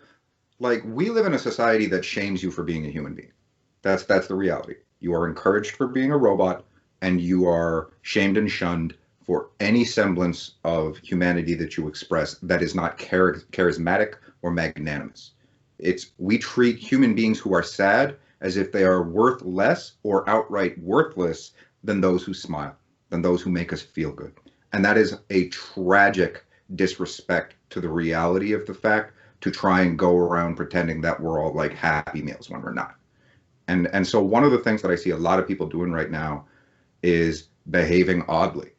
And that can be in any number of different ways. And we just need someone to talk to us about how we're actually feeling, not how we feel inclined to censor ourselves, how we feel inclined to only give the version that is socially acceptable to a society that has extinguished emotional expression. And if you go any deeper than that, well, then it's uncomfortable for other people to be exposed to. Because it's like, we experience emotion like it's weight. That's not weight. That's understanding that we're all carrying that weight. And being reminded of that is important, because then you realize that you're not carrying it alone. Grief is meant to be shared, and everyone is grieving right now. And we live in a society that approaches death and dying and grief and all of that in like a pathologically avoidant way. We do not allow ourselves to grieve. We do not allow one another to grieve, and because of that, we don't understand that we're all carrying this weight together. So I see a lot of people acting very strange right now, in a way in which we've been told we're just supposed to cry, and maybe that would help. But that doesn't mean that's going to happen. Yeah, there's so many people in the podcast world, people who are in the alternative media world.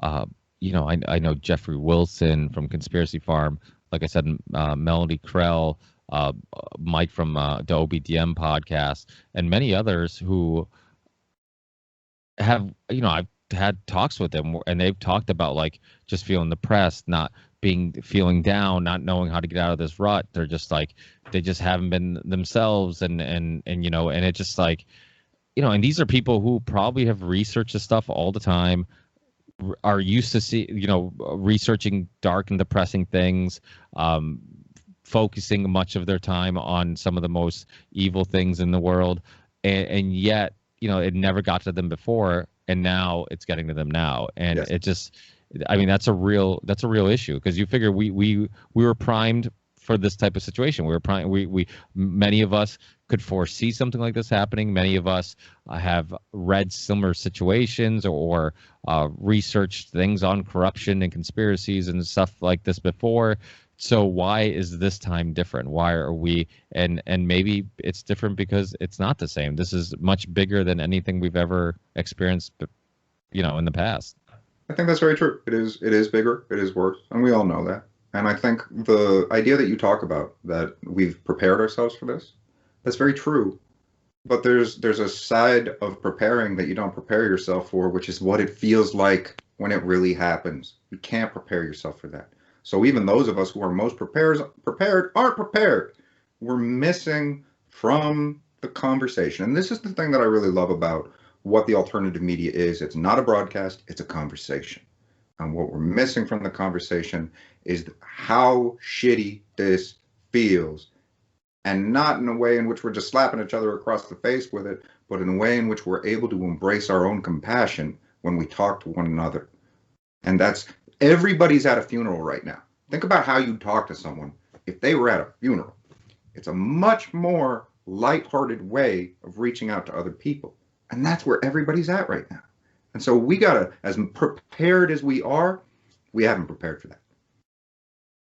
Yeah, that's so, that's what I love about talking. One of the reasons I love talking to artists, it's like you have such a interesting way of saying things and putting things in perspective, and describing what people are experiencing. And yeah, I mean, this idea that like everybody's at a funeral, like you're kind of right. Like a lot of times I'm talking to people and I feel like, you know, it would be very similar to the way I would talk to them at a funeral. Like you're talking about the world as we know it right now, and you're talking to them like you're talking about a loved one who passed away. But what we're talking about is humanity passing away, the world as we know it passing away. Yep. And that's scary. And it's almost like, and this goes back to what I was saying in regards to like being upset and having people, you know, like I remember having my brother and I like disagree in just about everything. And it's, but he, I remember he was like, oh, you know, like, I don't care if people wear masks, but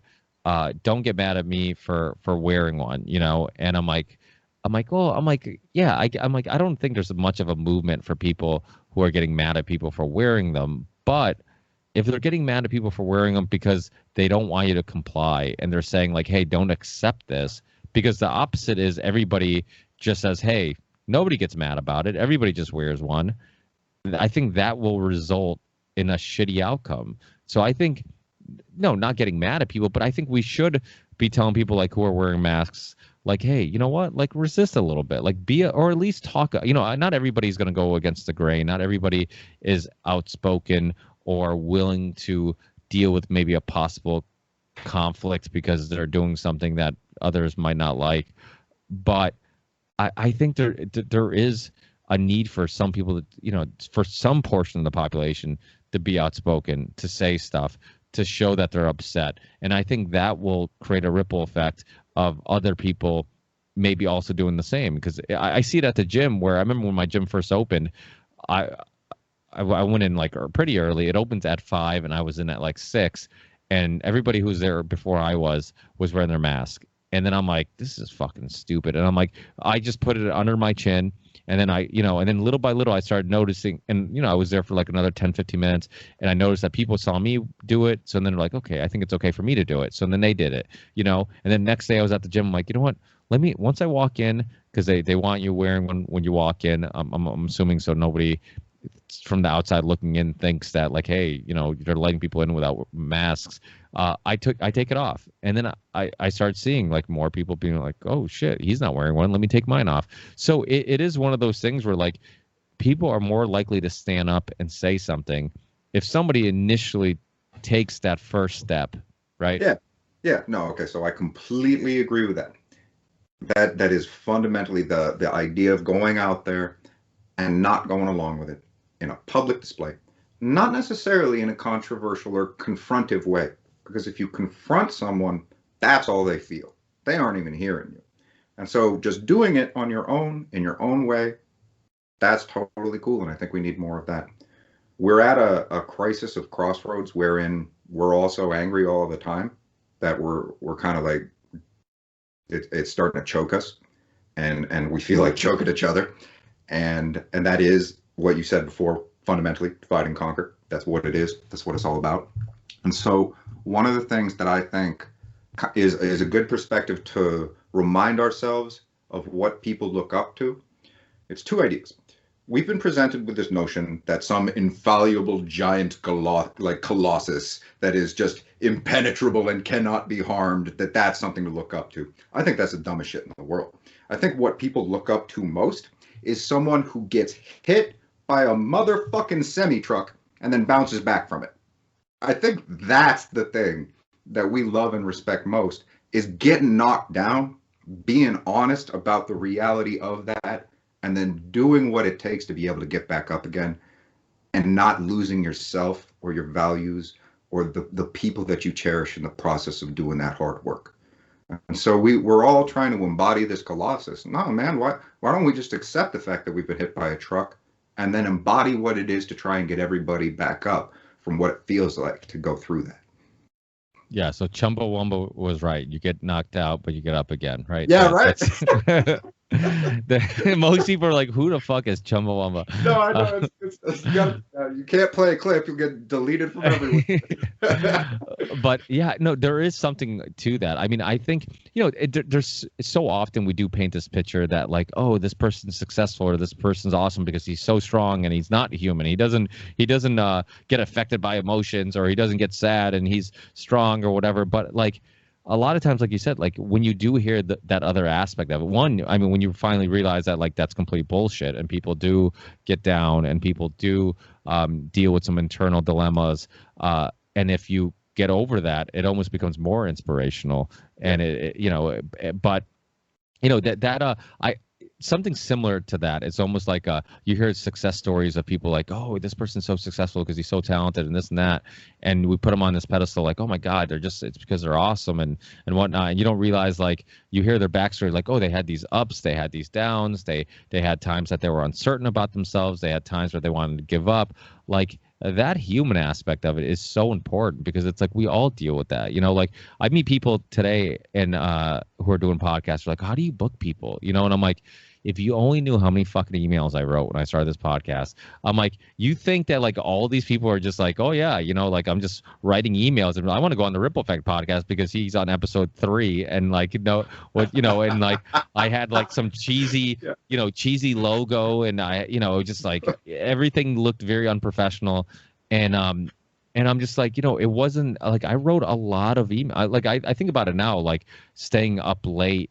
I would stay up late watching documentaries and writing emails. Like, and I would get creative. I would try to find, like, if it was an author, I'd be like, okay, well, does one of their books have a website? Because sometimes one of their older books that came out will have a website and they'll have a contact form or a contact email, and I can try that email address. Let me try tweeting them. Let me try writing them a message on every single social media platform they're available on, and then maybe write 100 emails and 5 people write you back. And so it was one of those things where like we do forget that, like, hey, like there's a lot of ups and downs in life. It's not it's almost it creates depression, because you're like, this lucky motherfucker, like, look at him, it's so easy for him, and I'm over here struggling. And it's like, no, we all struggle, we all do it, and that's why you don't give up, because a lot of times the only difference between the person who is successful and the person who isn't, and of course success is different for to many different people and means different things to different people, but in regards to, I guess, like just popularity or having some type of following, it's based on the person who gave up. I mean, I think it was Brett Veinotte who said on my podcast, like the average podcaster makes 7 episodes, and I'm just like, that's pretty crazy, but that's believable. That's believable that a lot of people make 7 episodes and they give up. I know a lot of people who just don't make any episodes. I mean, I know people who have been contacting me for a long time, and I give them podcast advice. I'm always like, yeah, I'm willing to help. Let me know. I'll tell you what I do. I mean, there's probably better ways of doing it, but I'll tell you what I do, and I'll give you tips. And if you have any questions, and I'm like, well, why aren't you doing them? I gave you all the information. Like, what are you procrastinating for? So it's and then I know I've been interviewed a lot lately with people who were inspired by people like myself, me, and others who they heard say like, hey, start your own podcast, do it. If you need help, I'll help you.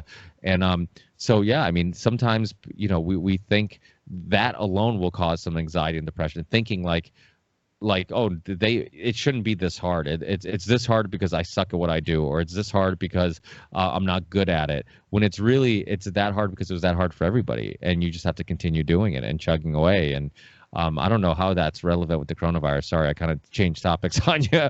But I think really the conversation is our emotions, and we have all been told that the conversation is a virus, and that's a bunch of fucking bullshit. That's not the conversation.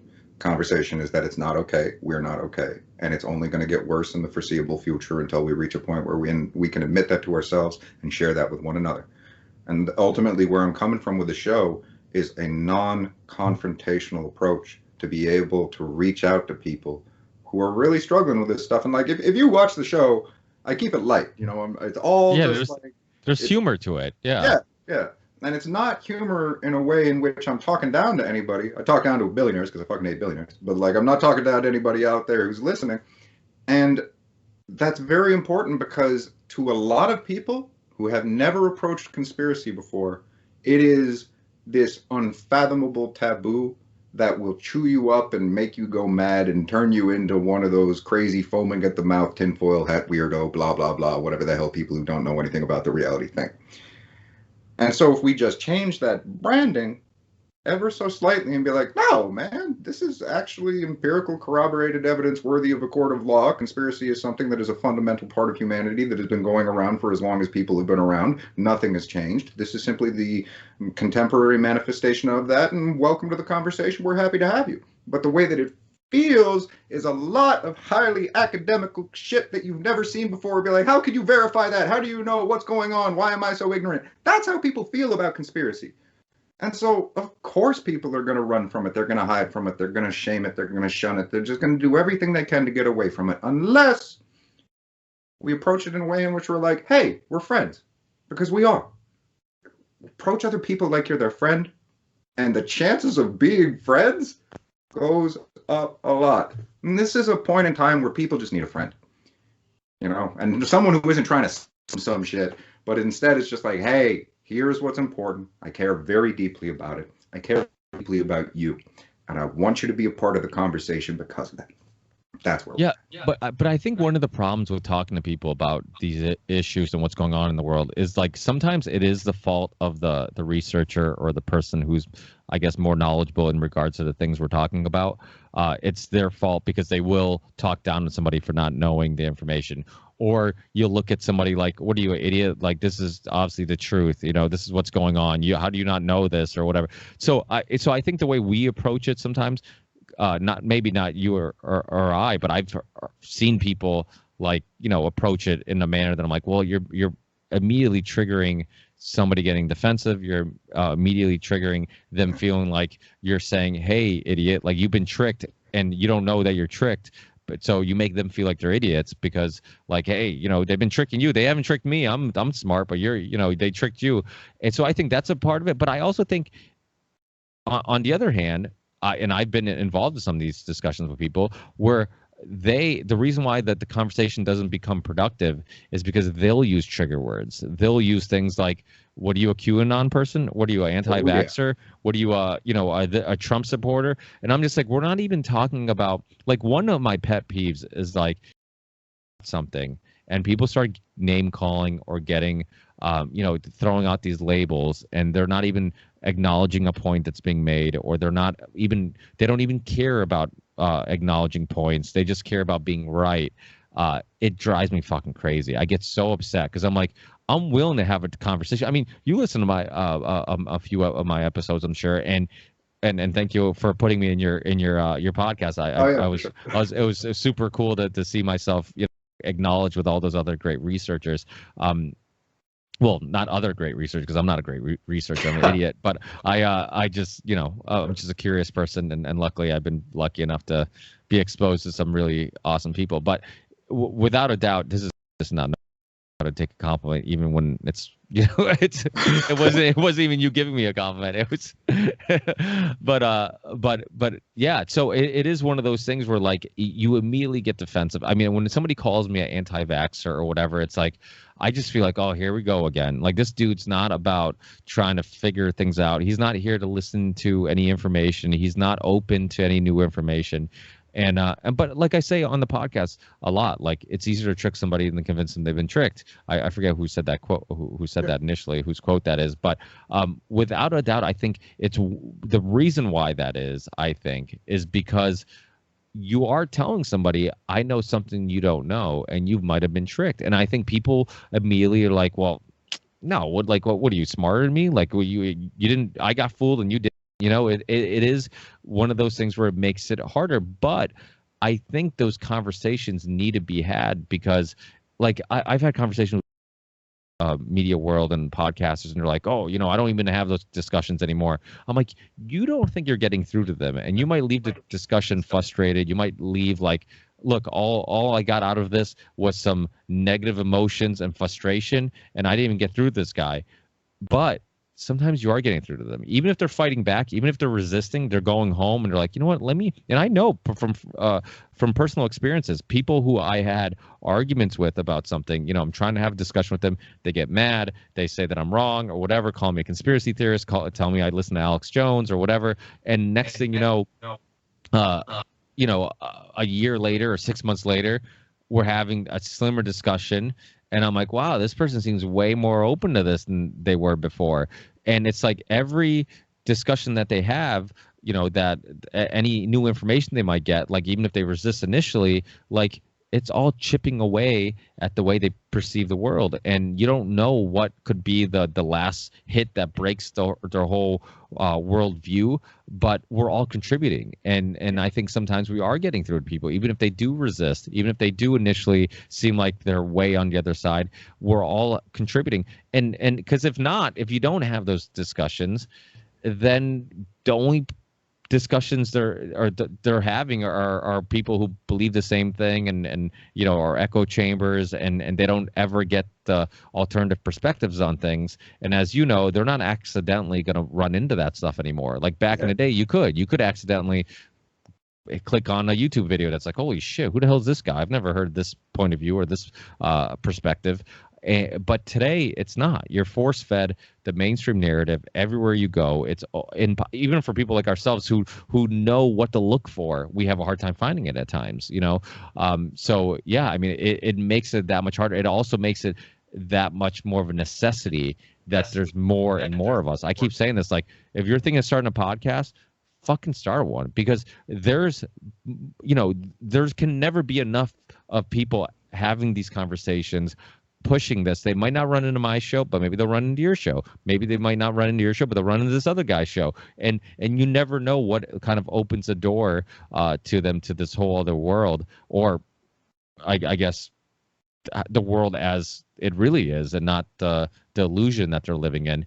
And so, yeah, I mean, you can never. I remember Charlie Robinson when he first started his podcast. He's like, I'm like, oh, congratulations on your podcast, starting your podcast. He's like, oh, yeah. He's like, thanks, but it's not like the world really need another podcast. I'm like, Charlie, that's the wrong attitude, man. Like, we need more podcasters. And then, funny enough, I've actually had some people hit me up who are like, hey, just want to let you know I heard your podcast, or I heard you on Charlie's podcast, and it exposed me to yours. And I'm like, see, it's making my point that, like, you might open some doors, so, and if Charlie's podcast didn't exist, maybe that person, it would have took longer before they ran into something that was thought-provoking.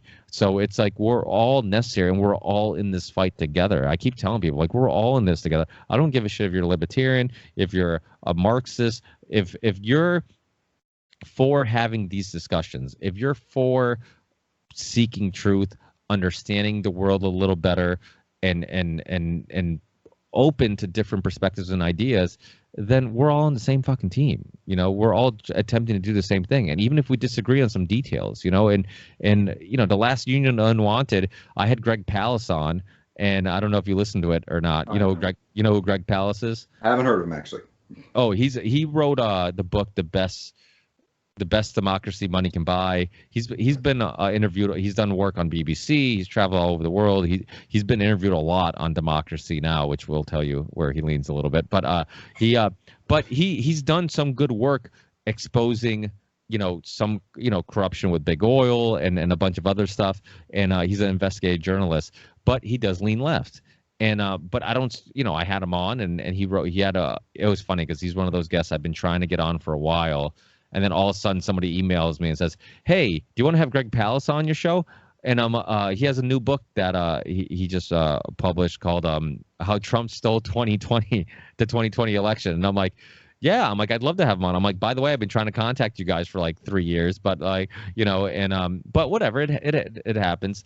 But I don't stray away from people like him, because this is, you know, I just said this on an interview too recently. Like, somebody was questioning Edward Snowden, right? And there's a lot of people in alternative media who think he's full of shit, right? They're like, oh, he's full of shit. He works. I mean, you might also think he's full of shit. And I think, yeah, I don't know either. But so I'm like, yeah, but I'm like, hasn't he kind of enlightened some people who might have not been enlightened? Like if Alex Jones said the same thing, they would have said, that's fucking Alex Jones. He's a crazy person. But Edward Snowden, who seems like a credible person, said it, and a lot of people were much more open to it.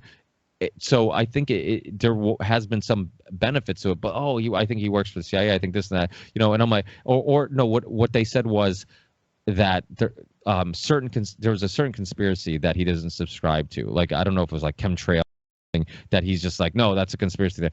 And so they're like, oh, you know, but he said this about chemtrails or whatever. And I'm like, I get it, but I'm like, I could have somebody who does great work in regards to exposing corruption and you know, whatever, big tech, but then maybe don't believe in you know, that Oswald, or there was more to the JFK assassination than, you know, Oswald being a solo shooter. Like, does that mean that like the work that they're doing is not good? Does that mean that they might just maybe be misinformed, or just, you know, or not well researched in that one, you know, field?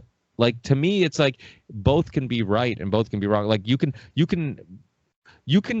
do good work in regards to one part of, or one world, in like in one aspect of your research. Like, okay, I do really good research in regards to this, and then, you know, Noam Chomsky, here's a better example. Noam Chomsky, he's done great work in regards to, you know, talking about Edward Bernays, talking about you know, manufacturing consent, obviously is one of his most famous pieces of work, but yet he completely denies 9/11 could ever even be entertained as, you know, anything more than what we've been told. Does that mean that like, is he actually a agent, you know, trying to trick everybody, or is it really just he's not informed in regards to 9/11? It's something that he kind of dismissed and just happened to never look into. And maybe if he spent some time looking into it, his mind could be changed.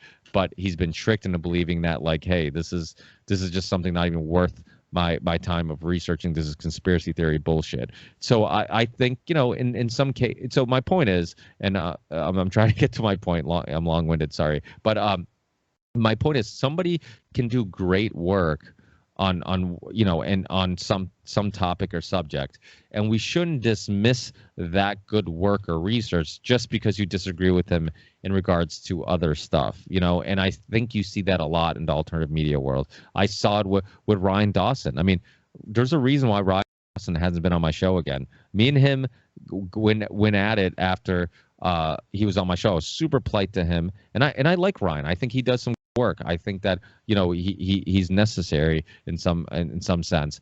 But after he was on my show, he wrote something like I don't know if it was my intro or something like that. I mentioned that, like, we disagreed on some 9/11 stuff or whatever, and you know, he had this view on 9/11. I tend to disagree with him, and then he wrote in the comments like, oh, I didn't know he was going to go all retard on me in the intro, and I'm like, so I ended up going at it with him in the email. I'm just like, Ryan, well, what the fuck? You were on my show for for hours. I was super polite to you. Why the fuck would you come off like, I was just mad that I'm like, why are you being a dick? Like we can disagree. I'll have you back on. We can discuss it again. I don't care, but don't name call, and and that causes issues, like it's like, I also didn't like that he said that Jason Burmis was, the whole loose change thing was like, they're idiots and they're purposely lying to people. And I'm like, loose change opened up a lot of people's minds, regardless if some of the information was wrong. Like that red pilled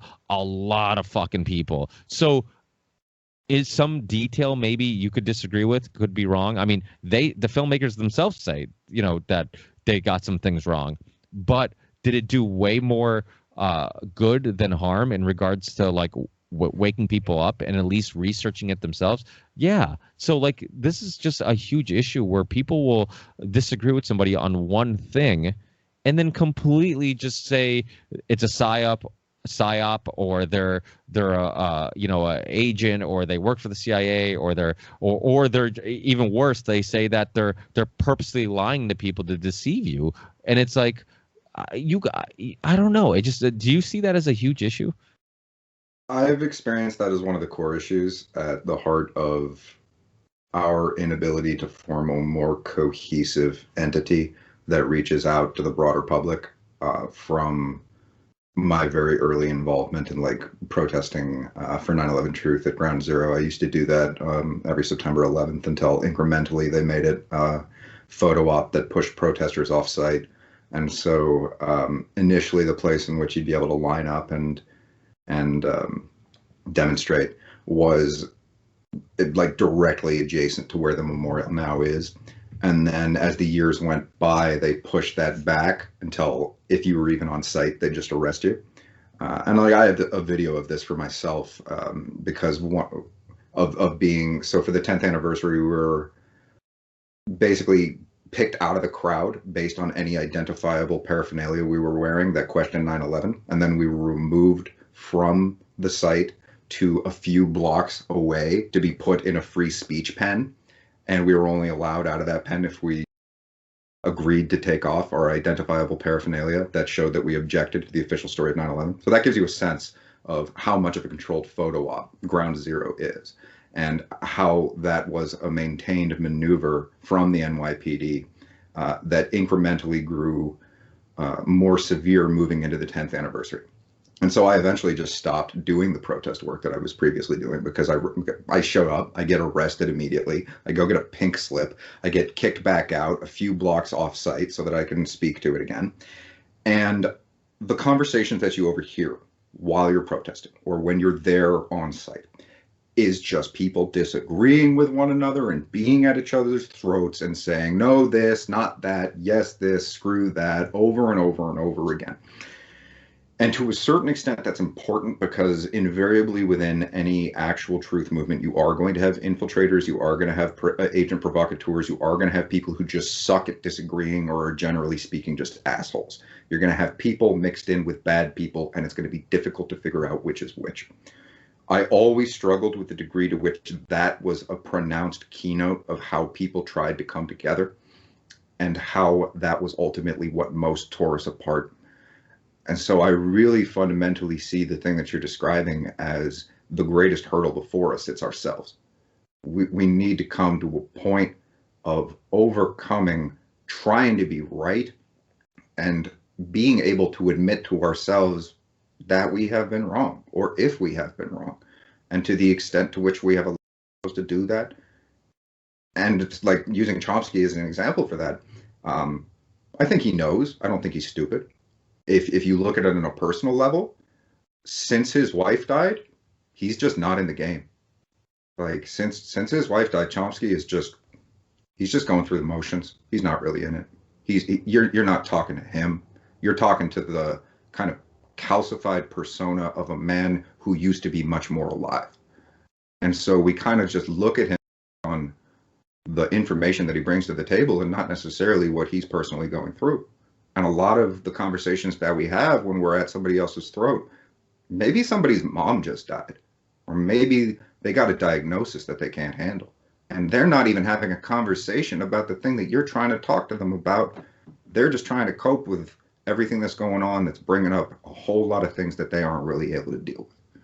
And so I see what we're going through and what we have been going through by being at each other's throats and name calling, as you call it, and going through all that kind of bullshit as being just the root of so many different problems that we need to start really. I don't know how you solve that, but it's something that we need to, I guess, recognize and really get serious about, because we're gonna disagree and it's gonna get very, very tense given how high the are right now. Yeah, well, I thought for a while one way of solving it was like everybody doing edibles, or you know, like kind of diminishing the ego that way, and trying to find out how you really feel about things, and being okay with being wrong. I mean, I'm not married to any ideas. I mean, I don't, I apparently I have a problem with commitment. I just, I don't, I'm open to everything. I mean, I've had Professor Richard Wolff on my show. I've had, plenty of libertarians on my show. I mean, I'm open to all this, and I don't, one, like, I'm super curious, and two, I'd hate to know that I've been sticking to my and being really stubborn about something that I was so sure of, and then come to find out I was wrong. I don't want to be that person. So it's like, I'm like, yeah, I'll entertain, any perspective or opinion. That's why when you talk to somebody who seems super confident, like they have truth with a capital T, and I'm just like, okay, you're 100% sure about this? Like you're not, like, there's no room for no wiggle room to be wrong. Like it just gives me just a weird feeling. I'm like, oh, I don't like how confident this person is all the time, and how they don't acknowledge other people's points or whatnot. And yeah, I mean, ego's a motherfucker. Like we're talking about, like the human aspect of everything, the emotional aspect of everything is something we kind of all disregard when we're talking about information and facts and connecting the dots and all this stuff. And but we forget that, like, so many of our issues are just internal. Yeah. It's people who are dealing with trauma or have some reason to why they react a certain way or believe a certain thing. I'm a big believer of trying to figure out where your ideas came from. Like try to figure out, like, this is where I stand on this, but why do I stand here on this? Like, was it some good information? Did I research? Was it because I have a friend of mine who made a good point and I just kind of like, yeah, that makes sense, and I didn't really look into it? Try to find, follow the steps backwards and figure out, okay, where does that take me? Like, why do I believe this? And that's why I think it's important to have conversation. I think long form conversation is super important, because anytime you're verbalizing, you're trying to put into words how you feel about something. It's no different than, it reminds me of when I used to write lyrics. Like, it forced me to really analyze what I thought and how I felt, verbalizing it or writing it down, and you hear writers talk about that all the time. And I'm sure you experienced it, where it was just like, it's you're tapping into something. You feel like you're putting I've heard people say this, and maybe this is a good exercise for people listening who are looking for a tip on how to deal with confrontation via text message. Like, I remember reading, I think I read it somewhere, where they're like, if you're dealing with confrontation via text message, you're going back and forth, write it, don't send it, delete it, and you'll feel better. Like, but write it. Write how you feel, and then just delete it. And it's funny, I've done that. I've done it where I'm just like, I'm like all worked up via text message, and I'm like, I read it, and I'm like, you know what? Let me just delete it. And even though I didn't send it, I felt better that I wrote it, because I'm like, it was like the therapy of writing. It was that therapy, like I'm talking about, of being a musician and playing your emotions out, or writing your emotions out, getting it off your chest. I mean, that's why exercise, to me, like, it's not even, I exercise not because I cared so much about the way I look or I want to be the strongest. I do it because it helps with my mental health. Like, I get things, I don't have the same frustration and tension that builds up, and then next thing you know, my kids do something and I snap because I didn't get all this tension off my chest. I didn't exhaust myself and get all this built up energy off my chest. It's so important. That's why, I think that's another one of those things that really contributed to the whole anxiety, depression, and anger that people were feeling during the lockdown. It's like, you couldn't go do physical things. You couldn't, I mean, and some people still did. They went to extreme lengths of going. I mean, I remember going to the park and seeing people with dumbbells. They bring a bench set, everything, and they're doing it at the park with their friends. And I'm like, look how necessary this is. Like to some people, it's like it's so necessary that they'll go to these lengths. There's so many people that are like, I can't take a month or 2 months or 3 months off. I need to do something. So people were finding such creative ways not because they cared about staying in shape, because many of them weren't professional athletes. And even if you were an athlete, I mean, you didn't know when you're going to play sports again. It was because of mental health. So all these things contribute, a lot to what we're going through. And it's a fucking crazy time. And I hope that shows like yours and mine and these conversations. I mean, when Richard sent me your video, I loved it because it's like, this is something you could send to anybody. You could send, you could send it to the person, like you said, that is the most hardcore researcher who knows a lot of this stuff, if not all of this stuff. Or you could send it to the person who is completely a normie who doesn't know anything about this, but they can consume this information and be enlightened, for I guess a lack of a better term, or red pilled, without feeling like this is some crazy conspiracy theory documentary or video. It seemed so logical, the things you were saying and how you were saying it, and it seemed so not offensive. Like you weren't like attacking anybody. You weren't name calling. You weren't saying that, hey, I have all the answers. So you didn't come off as arrogant or cocky. I mean, I don't know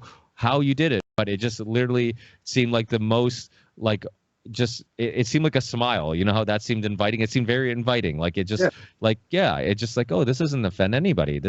But yet you're getting a point across, and you're getting points across that are important.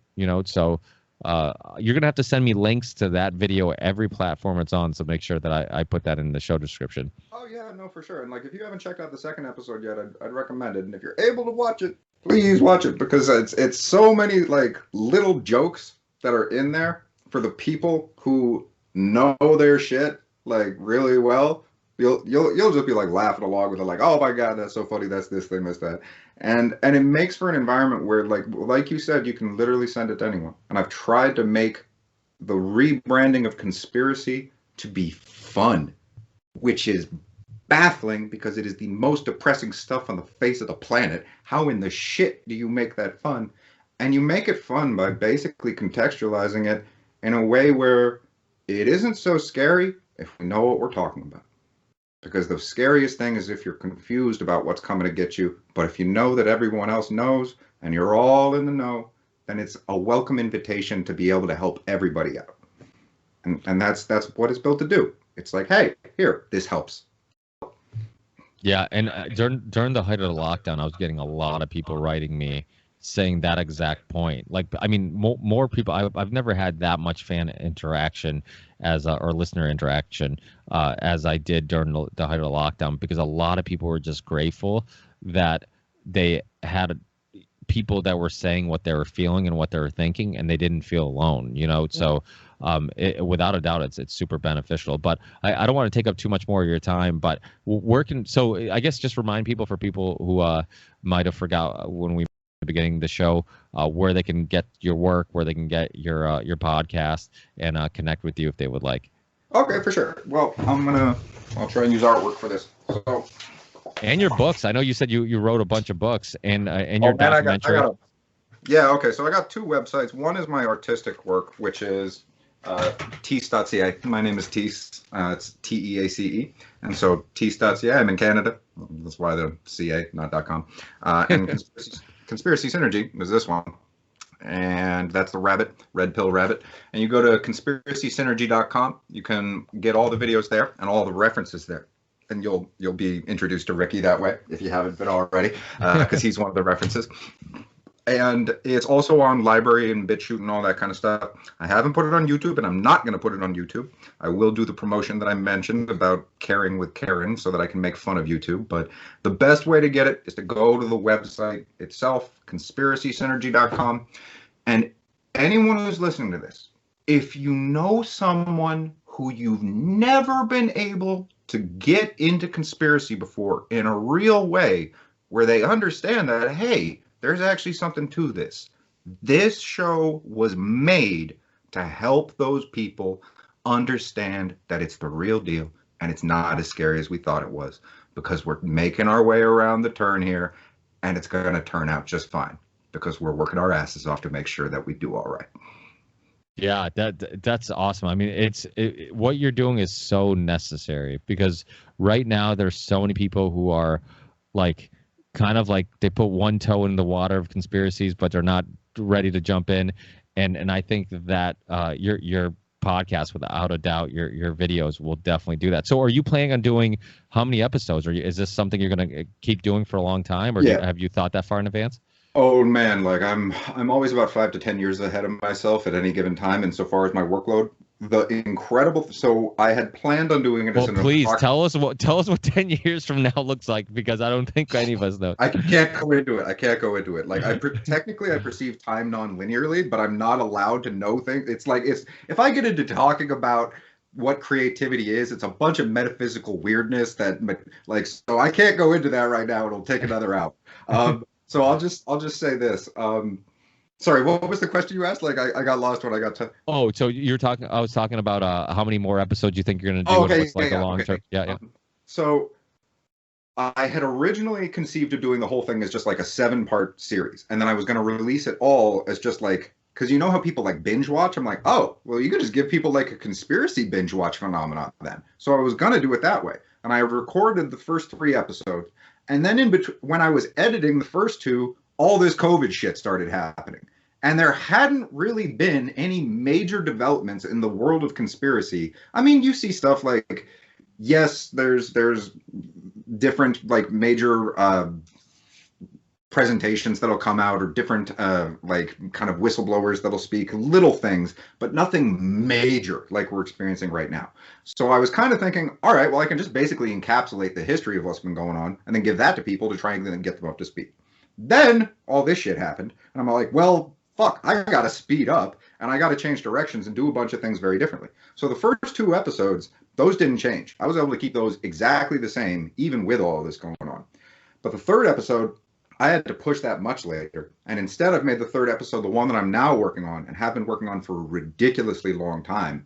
And that's the COVID 1984 Modern Medical Science episode, which you're going to like, especially because I know how much time you have put into paying attention to naturopathic and looking into the medical kind of sphere of things. And it gets into all of that in a really, really deep way, in the way in which Eisenhower warned about 2 things, not just one. He didn't warn about just the military industrial complex. He also warned about the scientific industrial complex. And that significantly overlaps with modern medical science. And when I say modern medical science, it's important to understand that that is an entwinement of like-minded industries and industrialists. It isn't just medicine. And so, and you had previously mentioned this just earlier in the week when you were talking to the dude from Pandemic, and you were talking that, yes, modern medical science is basically bigger than the military, and you are completely correct in that. That is absolutely accurate. And so the 3rd episode goes into that. I've been working on this thing for 4 months for a single episode to give you a sense of how hard, like I had to read 20 different books. I've gone through everybody's shit. I've put it together in a way in which this thing, and the way in which you can approach anybody with the past 2 episodes, you can approach anybody about COVID, about social engineers, about the Great Reset, about all of that. You can go into polio and how that was actually about Paris Green, and a variety of other different things that are extraordinarily controversial. I talk about vaccines. I go into all of it. And it's made to feel like a collective catharsis of coming to terms with how horrific this shit is. Because the worst thing in the world of all of conspiracy is what's happening in medicine. It is indescribably horrific. And so even beginning to approach that with most people is just inconceivable. So every episode that I do is, and once again, like if you listen to it, it's a very different thing. If you watch it, it's like, holy shit, that's a completely different experience, because it's highly edited and integrated to have a variety of different clips that make it so that, you know how when you're talking to someone, you're giving them information that they've never gotten before, immediately they'll like turn into the person who has to disagree with everything because they don't know where you're coming from. But if you give them accompanying visuals so that their subconscious is reassured that they know exactly where you're coming from, that antagonistic side of their psyche doesn't come out, and they can actually hear you. And so what I've done is I've basically just been like, okay, that antagonistic side of yourself that is rightfully skeptical, I'm going to make it so that that is diminished to the point wherein you can hear me from the onset, and then you are welcome to go and research this further. So the third episode, dear God, I've been working on it for a very long time. I'm only like about halfway through editing it right now. It'll take me another month to a month and a half. And then I'm going to put that thing out, and then I'm going to get out there and try to reach out to a bunch of people and talk to a bunch of people and do the whole hustle and bustle kind of thing. Right now, I'm not doing it at all. You're like the first person I've talked to other than like Rich and like Passio and a few other people and stuff like that. But I'm going to get this thing done.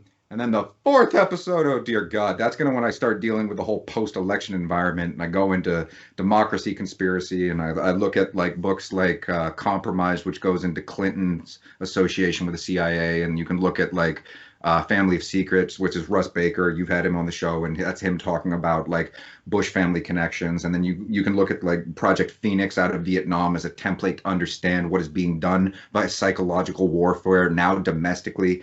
And so it's a variety of different Douglas Valentine. Pardon? Douglas Valentine. He's one of the experts. He actually lives not too far from where I live. Oh yeah, I think I don't know if he's the dude who wrote the book that I have. Yeah, I know it is. So the Phoenix Program. That's one of the books I'm using for that. Yeah. So I haven't read. Oh my God, the amount of reading I have to do for this it's ridiculous. So do you ever feel like it's information overload? Like you're taking in so much information that like you don't ever you can't process all of it? I'm generally speaking on a personal level. Like I'll tell you how I feel all the time. I am blood-boilingly furious and indescribably sad 24 hours a day.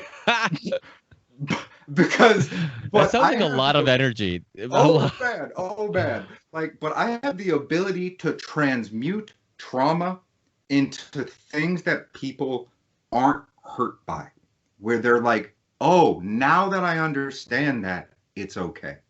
And so that's kind of my responsibility. That's kind of my take. And that's what I'm intending to give. So the show is something where I'm going to keep going along with it, and I'm going to keep trying to address all these different themes. What that's going to look like in the near future, I have the next 2 episodes approximately kind of in mind. The 5th episode, I get a little bit more comical and light because I go into contemporary mythology and Santa Claus. Because if you get into Santa Claus, man, it's so weird. It's like it's pagan ritualism if you get to the core of it. And if you talk to if you talk to Muslim people about it, they'll like freak out if you have a tree in your house. And to people who grew up with like Christian values or like having a tree in your house, that's like a very normal thing. So it's like, where are people coming from? What's going on? But then the idea of contemporary mythology, what Santa Claus is, he's a metaphor for capitalism. That's all he is. So we're teaching our kids to be indoctrinated through a capitalist philosophical mentality of some like figure on high coming to give us everything, rather than your parents being the ones who are working for that very hard to be able to provide it for you. You got to give like milk and cookies so that he'll be appeased. You got to pay taxes to the home invader who can get you anywhere, anytime. And it's all these kind of like comical little insights into contemporary mythology that we go out and do to our kids, not even understanding that it's all wrapped up in pagan mythology and a variety of other very strange things. So like, I go to weird places, man. I'm also going to do an episode that starts to touch on pornography, because something like 95% of men now watch pornography. And I'm not judging people for it, but I'm just saying, like, if you look at the statistics coming out of that, in India, you have people who or it's like there's a fetish for feeding husbands breast milk. And it's like what's happening is because of the dissemination of sexuality over the internet and peculiar and unorthodox means, it's becoming highly fetished. So it's all of these extraordinarily strange things that nobody's really talking about that are all overlapping and intertwining with one another. So information overload, oh my God, that doesn't even begin to touch on like the ridiculousness of how complicated all of this shit really is. So man, I'm going to go there, but holy crap, is it going to take me a while to get there.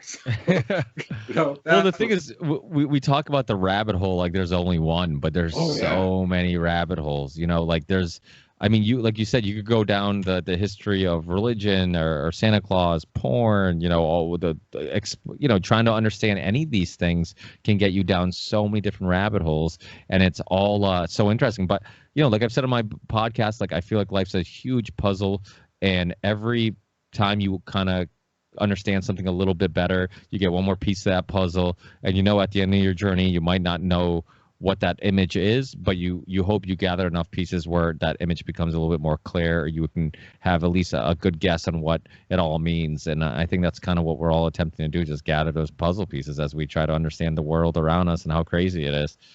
Yeah, completely agree. That's where we're at, and that's a big job that we got ahead of us to try and help everyone else solve. Yeah, especially when they've been given a big picture on the front of that puzzle box that is not the actual puzzle. So they keep looking at like the picture on the front of the box, like that's not what the fuck. It's supposed to be a cute dog. It's actually Satanist murdering people. It's that kind of shit. That's a good point. That's funny and sad at the same time. Kind of I guess how you feel 24/7. Oh yeah, man. No, like it's like I'll give you a story to contextualize that. And kind of like where I learned that. I remember when I was young, I had a friend who fell down a flight of stairs. And it hurt. You could tell that it hurt. But the way in which he reacted to the pain was to cry out in a comical way.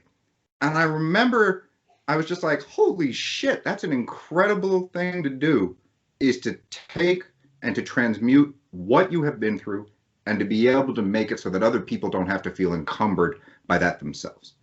And that's an important thing that I think I have to be able to offer to the world of conspiracy in the many multifaceted means that has already come to coalesce. Yeah, absolutely. I definitely think there's no better time than now to have your work out there and for you to be doing this stuff, to do a conspiracy synergy. I can't wait to get this podcast out there and kind of hopefully expose some new people to your work, what you've already released, and some future stuff. Dude, nobody knows I exist yet, so you're going to be the first one talking to me. Yeah, I'll send you a link for the third episode when I get that thing done, because you're gonna like it. It's right up your alley with everything that you've been talking about with all of that for as long as you've been following it. But it takes me forever to do because it's so. You'll see if you watch the second episode, you'll see how much editing. Like I do illustrations, man. I know. So yeah, and that's so time consuming. And if you're an artist, you're probably also perfectionist. So you're like the littlest thing that, and I'm sure you're dealing with this on a daily basis. Like the littlest thing that you're like, you know what, I'm fucking taking 2 days trying to perfect this thing that nobody will even pick up on, or nobody will notice, and it's like there's 5 frames at the end of the second episode that took me 45 minutes to do. And the reason is because it's an inside joke about how the establishment doesn't want you to know that the movie Enemy of the State exists. So what I do at the very end of the episode is for a second it flashes with 5 stars, and then there's like a glitch and it goes to 4 stars, and then there's a glitch and it's like enemy of the state becomes crossed out and it's like friend of the state, and it's like all of like the technical interventions, and that is only there as an inside joke for people who watch it to the very end just because they know how much this kind of shit is fucked with. So I'm doing shit like that. So you're exactly right. It's a big part. But the nice thing is once, like, if you take the work to do it, and once it's out forever, right? And you won't have any regrets. You won't have any, you can always release it too early and then not do it the way you want to do it. But if you take a little longer, you put it out when you're happy with it. Not that, I guess that as an artist, you're never truly happy with it, because you always look back like, I could have done that better. I should have done this, or I should, we always I remember like when I was playing music, like I would listen to something I mixed in like my home audio system, my car, in different cars, and I'm always like, I messed up. I should have mixed this way. I should have mixed that way, or whatever. And you're just like, you're constantly, and you hear musicians talk about it, like sometimes you just have to be like, just leave it as it is. It's good. Like I'm always going to tweak like the guitar a little louder, but it's like, maybe I should put the bass a little louder. Maybe I put, whatever. But that's also like that OCD is, I think, what also leads us to really put into time and effort to put out something, worth listening to or watching or creating. So without a doubt, I think, hopefully my listeners will really appreciate all the work and time you put into this. And I love the fact that you're focusing on the medical world and that whole thing because, like you said, I've talked about it quite a bit. I mean, it really is one of the most important issues that people don't realize how important it is. It's, it's scary. It really is. So, but hopefully out of all this, people will become more aware of, all the other issues that are taking up our attention. Not that it doesn't deserve some attention, but this one should probably get more attention than it's getting. Yeah, no, it's one of those things where I'm really taking as much time as I need to do it exactly right, because the way that my show is going to work is I'm only going to be able to put out an episode every 3 months, like because I have to do so much research and so much calculative build, but it's not a conventional podcast in the way in which, and I don't say that in a way to talk down to conventional podcasts because I listen to them every day. They're an important part of getting the information out. It's more episodic in the way in which, like, you'd have a documentary or an episode of something released incrementally in order to help evolve your understanding of the story. Because if you really understand what conspiracy is, it's a story of history that we haven't been told. Instead, we've been sold a bill of lies. So you got to go through that story bit by bit, inch by inch, in a way in which people aren't overwhelmed and instead they feel welcomed. So it'll be a little, I take my sweet ass time basically, but I'm still going to be around. If anybody like gets out there and really loves the show, for the love of God, I'm working on it. Trust me, I'm doing the next episode. It just takes a while. Yeah. Yeah. Awesome. Well, thanks again. And we'll keep in touch. I'll definitely look forward to future episodes, and I'll definitely check out the ones that are released now. And hopefully we have some listeners that also go after that. I'll put all the links in the show description. People can check that out on on my YouTube channel, which I know you hate, but and apparently you also hate YouTube. I can't. I have a YouTube channel for my artistic work, so like you can get like I have a full book that I wrote. That's an audio book that's on YouTube, stuff like that. But this, like, I'm not going to start posting conspiracy stuff now. Oh my God, I'll just get hacked in like a week or something. So yeah, there's no point. Yeah, I can completely understand that. Like if I have a large archive on YouTube, but yeah, I mean, why if you're just starting or you're just releasing episodes in the last year or whatnot, you're better off just kind of taking all that time and effort you would have spent creating a YouTube channel, go put it somewhere else, go BitChute, look at the other alternatives or whatnot. Apparently you don't like Skype either because Skype sucks as your name.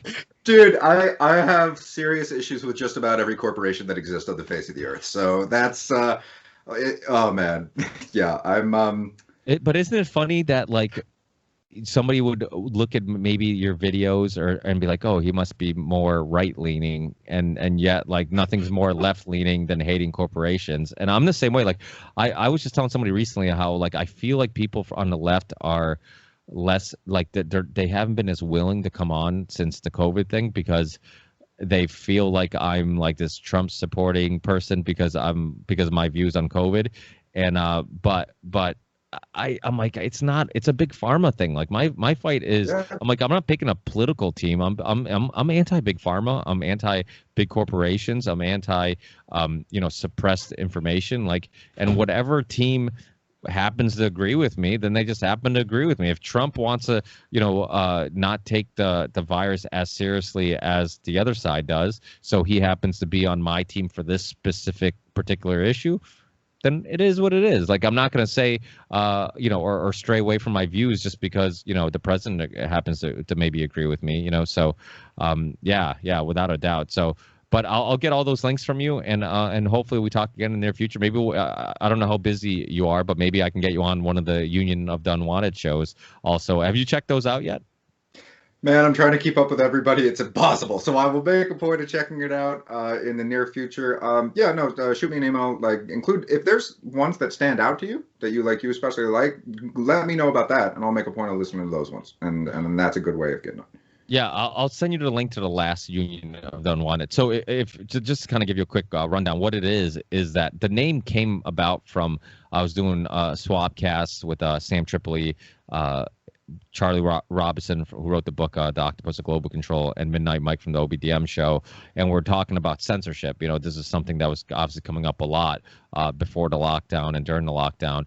And then Mike from the OBDM show was like, Yeah, man, we're like, because we're talking about big tech, like censoring all of us, all these people who are creators and people in the alternative media world. He's like, yeah, we're kind of like the union of the unwanted, you know, because, and he was referring to big tech not wanting us. And I'm like, dude, that's a fucking great name. So and then we thought about putting together a show, getting all of these people that we were kind of saying is a part of this union of the unwanted by big tech on the show to talk about how to fight back against censorship. So we ended up doing this huge Zoom conference call with like, I think 30, 40 people, whatever it was. You know, Corbett was on there, Ben Swan, you know, Luke from We Are Change, like a bunch of different people, those conspiracy guys, Greg Carlwood. It was huge. It was like, you know, and I hosted it. Emailed everybody, and then I had Sam help me out with some contacting some people who I was having a hard time getting a hold of and whatnot, and Mike live streamed it and kind of did the production part of it, came up with the logo and the intro or whatever. But then I liked it so much, this idea of bringing people together with different ideas and opinions, and it's something that I've attempted to do quite a few times on my show. We're doing swapcasts and bringing different people together.